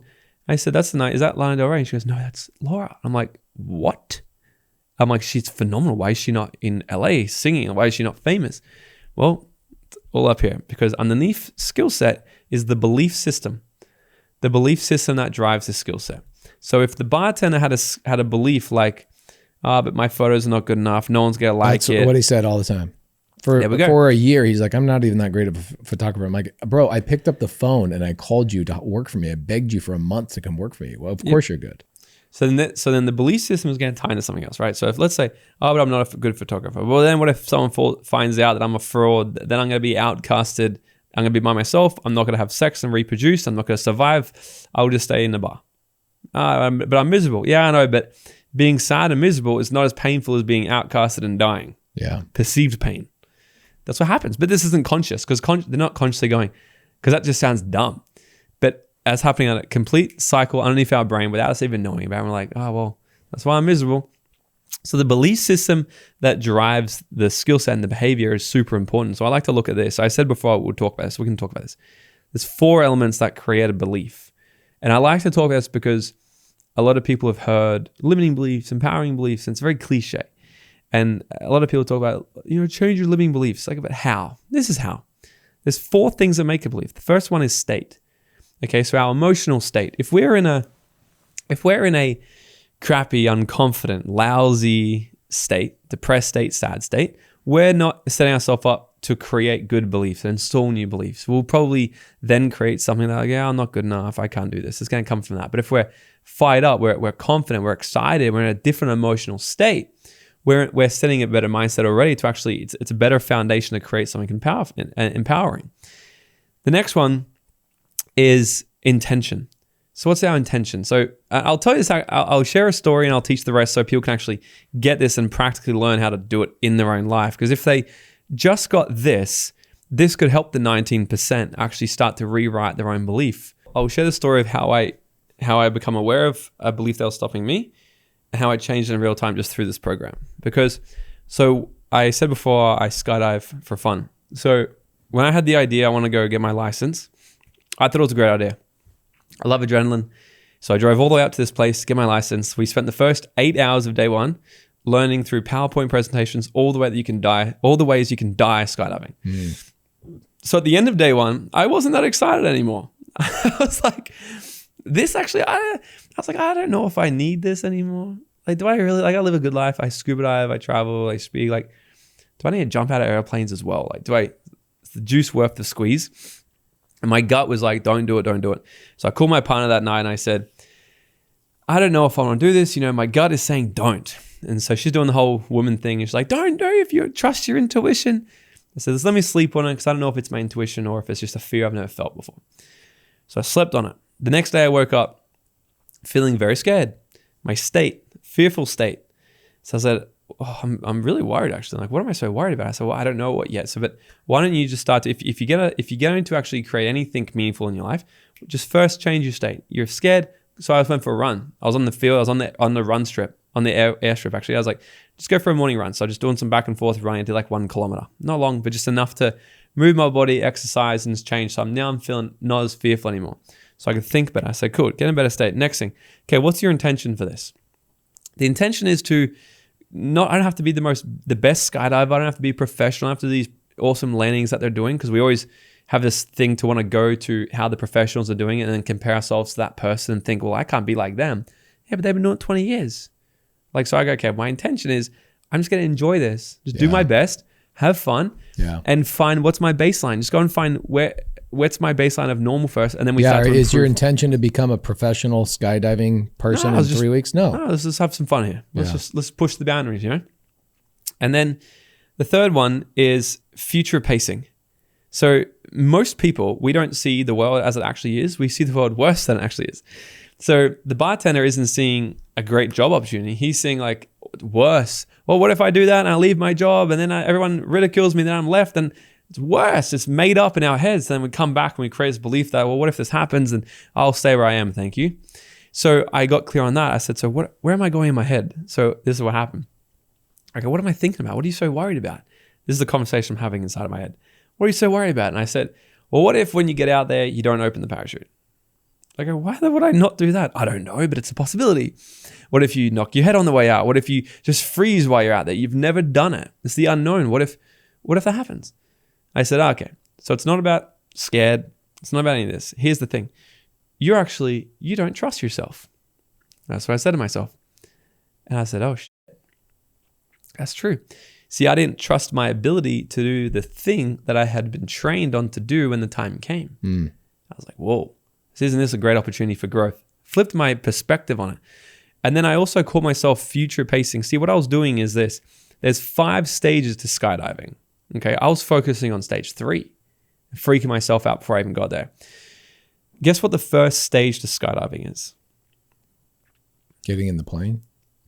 That'd be 0, right? Let's say we're in the plane and we're going to start skydiving.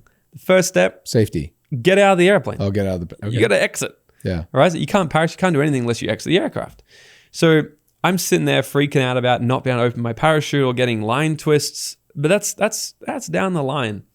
I'm already creating the scenario that hasn't even happened yet. 3 steps in. What's stage 1? Stage 1, exit. Okay, cool. So what if you use this? What if you rig up and you just get into the airplane? Okay, what if you just do that? Okay. And then you just focus on exiting. So that's what I did. I sat into the airplane and I started to visualize the perfect exit. That's all I did. I didn't visualize landing, free falling, none of it. I'm just going to, how I'm going to exit the aircraft safely and perfectly. That's all I did first. So visualizing this. The second stage of skydiving is free falling. You got to learn how to fall through the air safely, not floating around like a paper bag in the wind. And that's actually what I did, by the way. I went out there, I was like, poof. Oh yeah. It's just mental, right?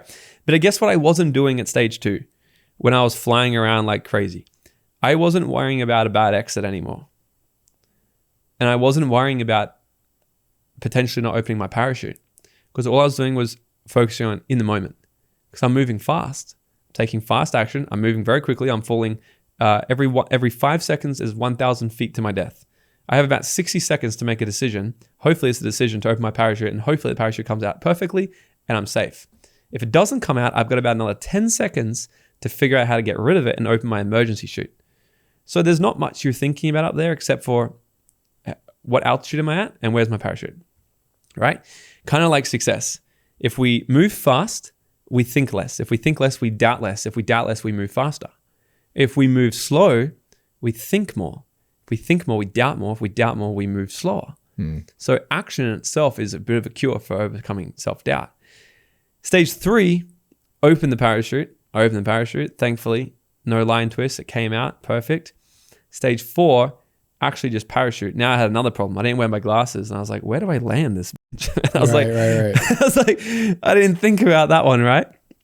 But then eventually stage 5, you come down, you land, and that's it. So I went through these 5 stages in my head before I left. So I was just actually mentally rehearsing each stage.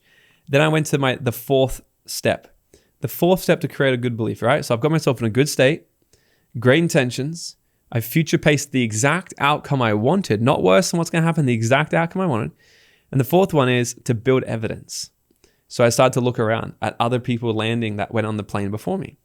Well, he didn't die. He didn't die. He didn't die. Dude, first time I parachuted, right, skydive was literally what got me in the airplane. Was the evidence of a 90-year-old lady right before me. Yeah.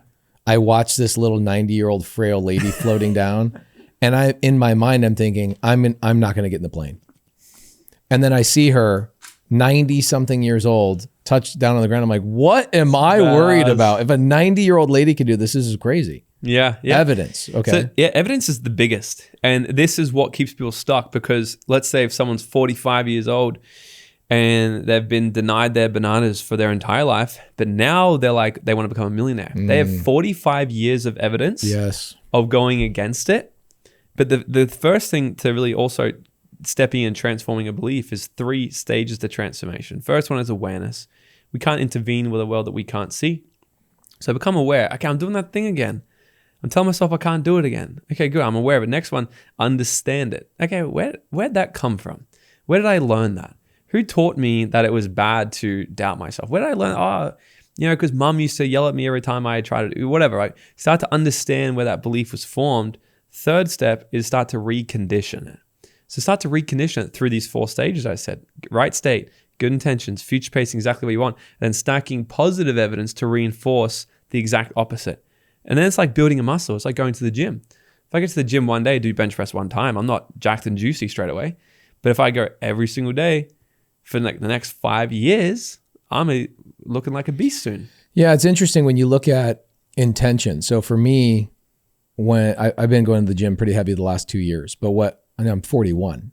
So why did it take me till I was 39 is because I had the wrong intention. The intention I had was like, I'm going in there to understand how all the equipment works, what weights I should be using, how many reps I should be doing, what movements I should be doing, exactly how. That was my intention.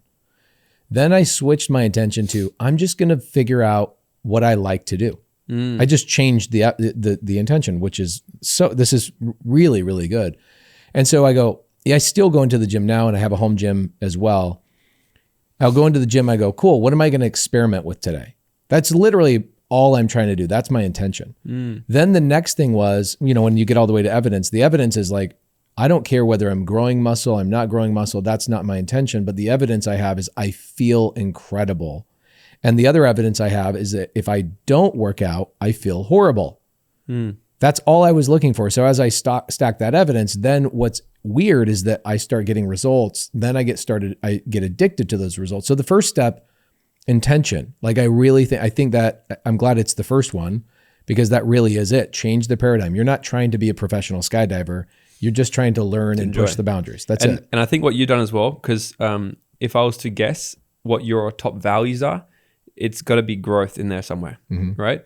So what you've also just done, which ties into, so there's 3 things in becoming the right you. Belief system, values is the next one.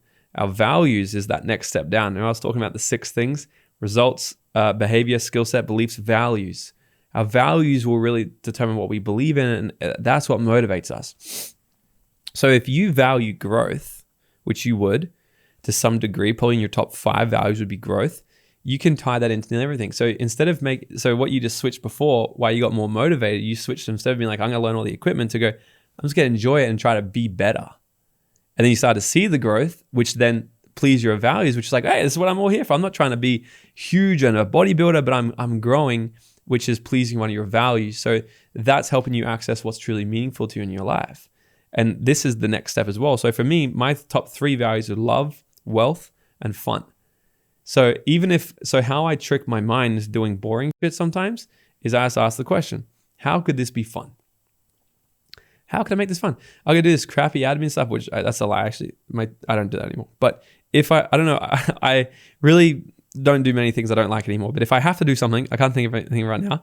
But for a long time, I'd always trick myself into going, if I was going to, how could this just be fun? Turn into a game, yeah. Coaching calls, I'm not a huge fan of one-on-one coaching calls, so I don't really do too many. But sometimes what I'll do, if I sit down just one-on-one with them, like face-to-face, it's a bit boring for me. How come I do a beach walk? So I just go, oh, cool. Now I get so excited to do one-on-ones. I say, oh, awesome. I get to talk to one of these amazing people, hear about their goals, help them overcome shit. I'm just going to go for a beach walk and I get my steps in for the next hour because I literally live on the beach back home. So I make it so fun for myself now. So I do something that was kind of boring, tie it back into one of my values, fun, boom. And the last one is the attitude, which is the bottom of the cycle, which is our identity, what we believe to be true about the world, our global views, the views of ourselves. And, I think if people just get one thing from this entire conversation and they just got this could really be the thing for them. There's attitude, really, it's the growth zone for everything. It's the starting line for all of this. You see, the first person, they sit there and they complain about the wind. They're sitting there in their boat and they're, but you don't understand how bad I've had it, the economy. Trump just got in. But Biden was just like, everyone's got an excuse. Right? The wind's not blowing in my direction. You don't understand. I got kids, I got family, my mom, my dog, my cat, my postman. You don't understand what it's like for me. And it's true. I don't. But everyone's got a story. Matters what you got to do with it. The second person, they sit and they put their crystals out and they wait for the full moon to come. Oh yeah. They get their cacao bowl and meditate, or they pray or they manifest. And what they do, they just hope. They just hope that the wind will change. So they keep doing the same thing they've always done, hoping that the wind will just change. If I just keep pushing harder and working harder, eventually the wind will change and it's going to blow in my direction. And that's like the definition of insanity. But the third person, they just get up and they change their sails. They're like, the wind's not blowing in my direction. I'm going to pivot. I'm going to adjust. Yeah, it's not working for me. Yeah, I wish I learned about wealth and investing in school. Yeah, but the fact is I didn't. So I'm going to learn it now. Right. I'm going to do this now. Yeah, you know what? I am 20 pounds overweight. I wish I learned, a better diet younger. True. But you know what? I'm going to adjust my sales. I'm going to get a trainer. I'm going to get a nutrition plan. I'm committing. I'm doing that. And the person who can really stand up and actually admit that first they're a little lost and go, yeah, I don't know where I'm going. The wind isn't blowing my direction. So I'm going to pivot and adjust. That's the person who's going to win, because the wind's going to change our entire life. You were even saying before you had kids, you were traveling all around the country. Wind changed. One kid. Okay, I can do a few more. Wind changed. Second kid. You're like, okay, live it less. Wind kept changing for you. You've adjusted, pivoted, but you keep going, right? Yeah, I build the studio in the house game. so I don't have to leave. That's the game of it, right? Just keep pivoting and adjusting. And we saw that through COVID as well. We saw so many people use COVID as the excuse to go, well, because of COVID, lost my business. Then we see a lot of people go, I got an email about it this morning. Somebody still 5 years later, they said, literally says, Pace, the opening line. This is so good. Opening line of this email is, Pace, save me. You don't understand. Yeah, here it is. I'm an experience. My life, literally first line, my life was destroyed by COVID. Help, please help. Blah, blah, blah, blah, blah. That's before he even says, hey, my name is Mike.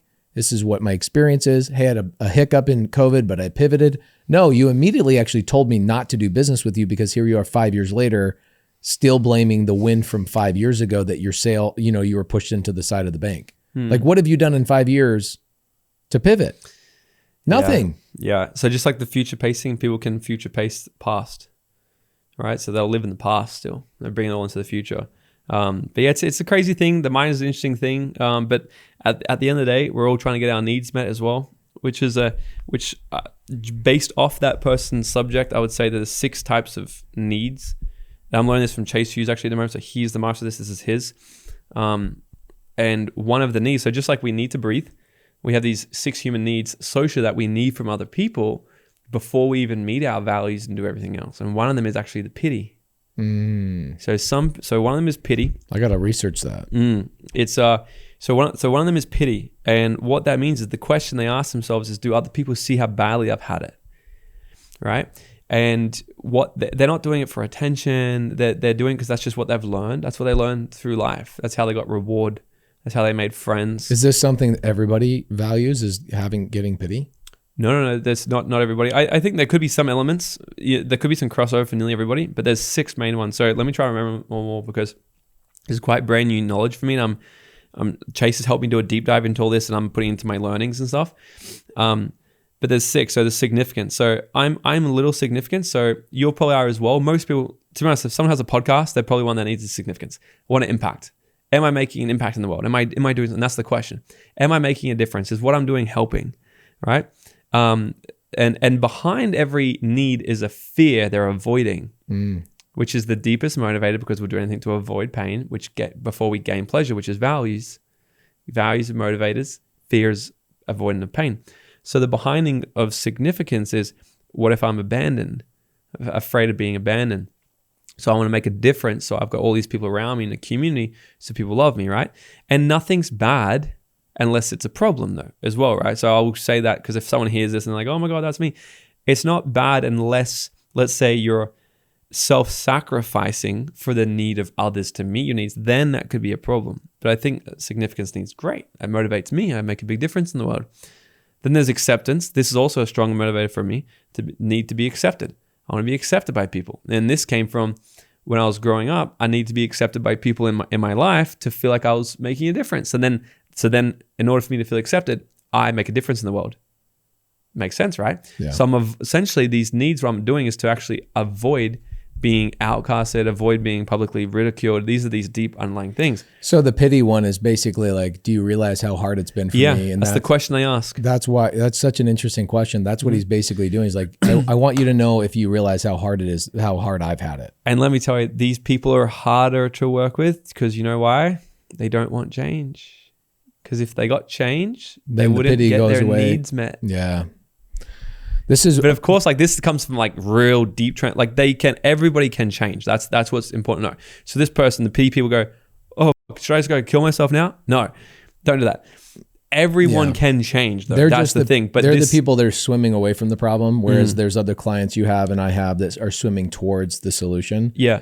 But there's nothing good or bad, right or wrong. There's only useful or unuseful. That's how I like to look at everything. So we could look at the pity one and go, is that useful? I'm sure there could be areas in their life where it could be useful. It could be pretty empathetic. People could relate. It could be a really good connector because a lot of people actually like to talk about their problems. Well, they probably have used the pity thing to get people to give them what they want, like a child would, right? And so it's worked for him. It's been very useful. So then when it comes to somebody like me or somebody like you, I actually detest that. I go, okay, well, dude, I've got things that have happened to me too, but you don't hear me talking about them. And it's actually the worst thing to do, those people, because they go, you're not hearing me. I don't hear it. Yeah. Because they don't want advice. They just want you to hear how bad it's been for them. Yeah. But then no, I know. This is why one-on-ones are hard for me as well, because I have, 30,000 people in my paid community and I give away a lot of one-on-ones.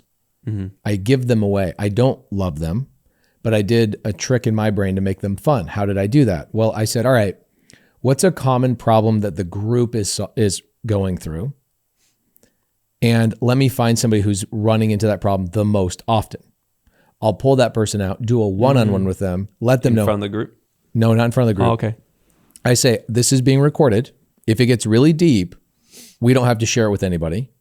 But if it gets deep and you want to share it, then let's share it. And I've had everybody go, please share this. This was transformational. Crying happens, all the things. So I'll take a one-on-one in order to educate my entire group. And for me, that satisfies my joy of like, okay, I did something significant for the entire group rather than just pairing somebody off and giving one. Man, what I fear is spending time on something that doesn't help thousands of people. I'm sure you do too. Yeah. When you're doing a one-on-one, it goes like events. Oh, yeah, events are so much better. And then there's the energy, right? It's the new cage of monkeys that are getting the bananas. It's like, I want to be there and I want to cultivate that environment.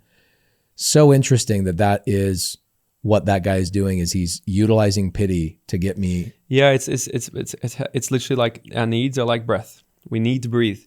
Like eventually, if you hold your breath, you're gonna want that before you want any success. Yeah, and that's sort of how to look at it. There's also other ones of there's approval. This is where people pleasers come out. I needed the approval from everybody else. I need this, so I actually feel, and it's all. This is why I just love the human mind. It's very fascinating to understand. Another one is intelligence. So people need to feel intelligent.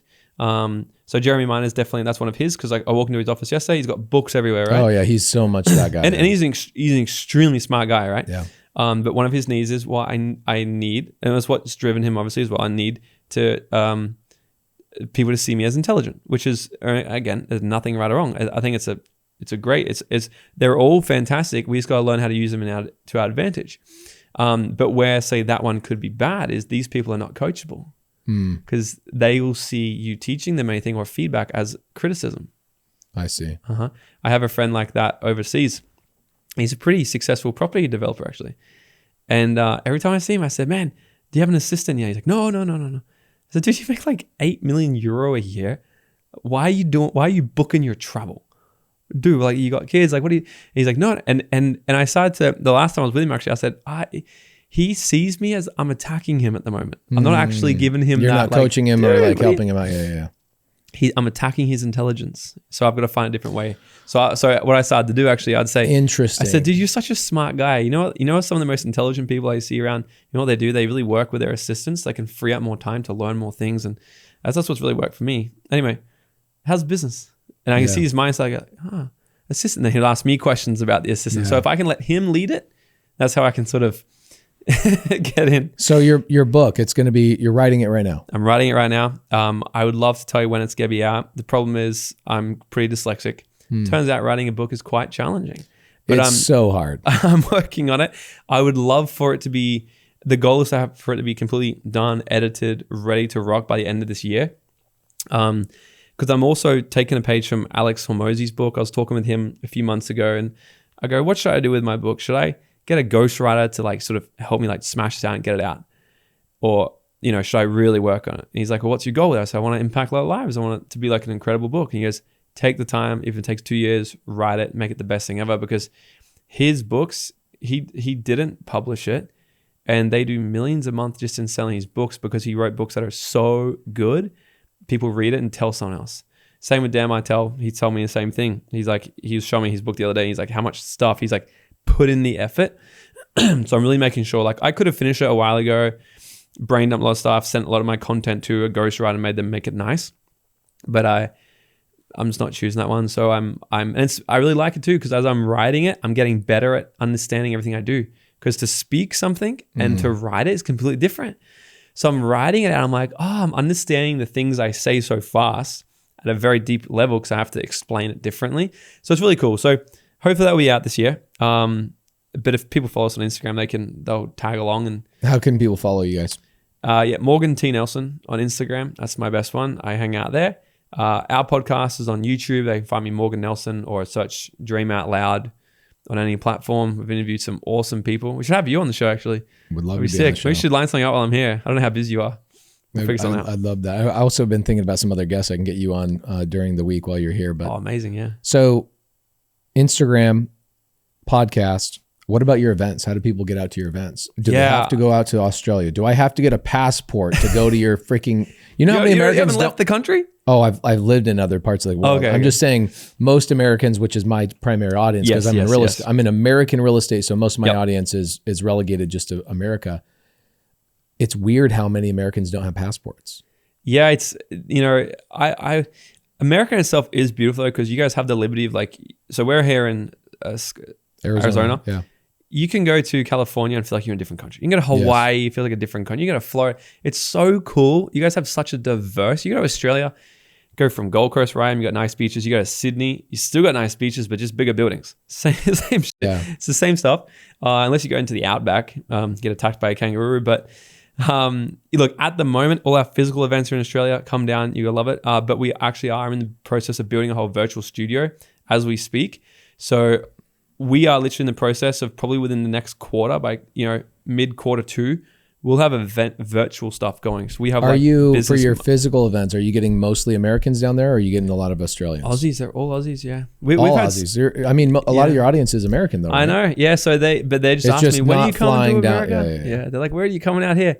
Don't know yet. I get that. Our event we do a 3,500, 4,000 person event every spring. Wow. And we did it in Orlando last year, which is on the East Coast. And people complained it was so far to travel to. Dude. So this year we did it we were going to do it in Nashville, which is center of the country. We go, no, let's choose literally the biggest city in the center, which is Dallas. Okay. Dallas, Texas. And so people still complain? People are still complaining. Dude. Because now it's the people on the East Coast, right? Well, dude, come on, man. So when I was building my network marketing business, we had a huge team out here. Probably like 35% of my business was United States. And we did the same stuff. So we'd come out here and we would get people from Australia to fly from Melbourne to Brisbane, which is 3 hours. And it's just very easy. Like, yeah, sure. New Zealand, I'd fly over. We'd go to America. We did events in Nashville. And we had people in Florida going, oh man, I don't know if I can make it. I said, dude, you get your ass on a plane. I came from Australia, man. Come on. It's a different world. We just, you got to move. We live in a different universe. That's for sure. Ty Lopez, he's become, we've become mates. And one thing he said to me a lot, I've never met anyone who moves as much as this guy. He literally, when he came to Sydney last year, I said to his team, I said, what's he like? I'm going to bring him a gift. And they go, don't make it too big because he lives out of a suitcase. I'm like, really? And they're like, yeah. He literally is about a month in one place, a month in another place, another place. And he moves and he says, he's like, dude, don't stay somewhere too long. You get too complacent. Yeah. And he goes, book a trip to America at least 2-3 times a year. You should do a Europe at least once a year. And he's right. Every time I go anywhere, I get new ideas. I see how business is done differently, how people are doing things differently. And I'm moving a lot more now. COVID and how much opportunity there really is out there. Yeah. When you get out and you fly around and you see how big the world is and how much money there is, you're like, I'm over here trying to make $1 million a month. And these guys are over here making $20-30 million every single day. You go to Dubai, you go to these other places. It's like eye-opening. You feel like a small fish again, which is a great feeling to have. But yeah, so at the moment, our physical stuff are all in Australia. We are opening up virtual stuff because there is the demand coming. So we're literally in the process, probably ending week, to open like a group sort of community where for all like mindset. And then what I'm also become very good at is just business strategy, scaling companies. We've got 4 different companies now.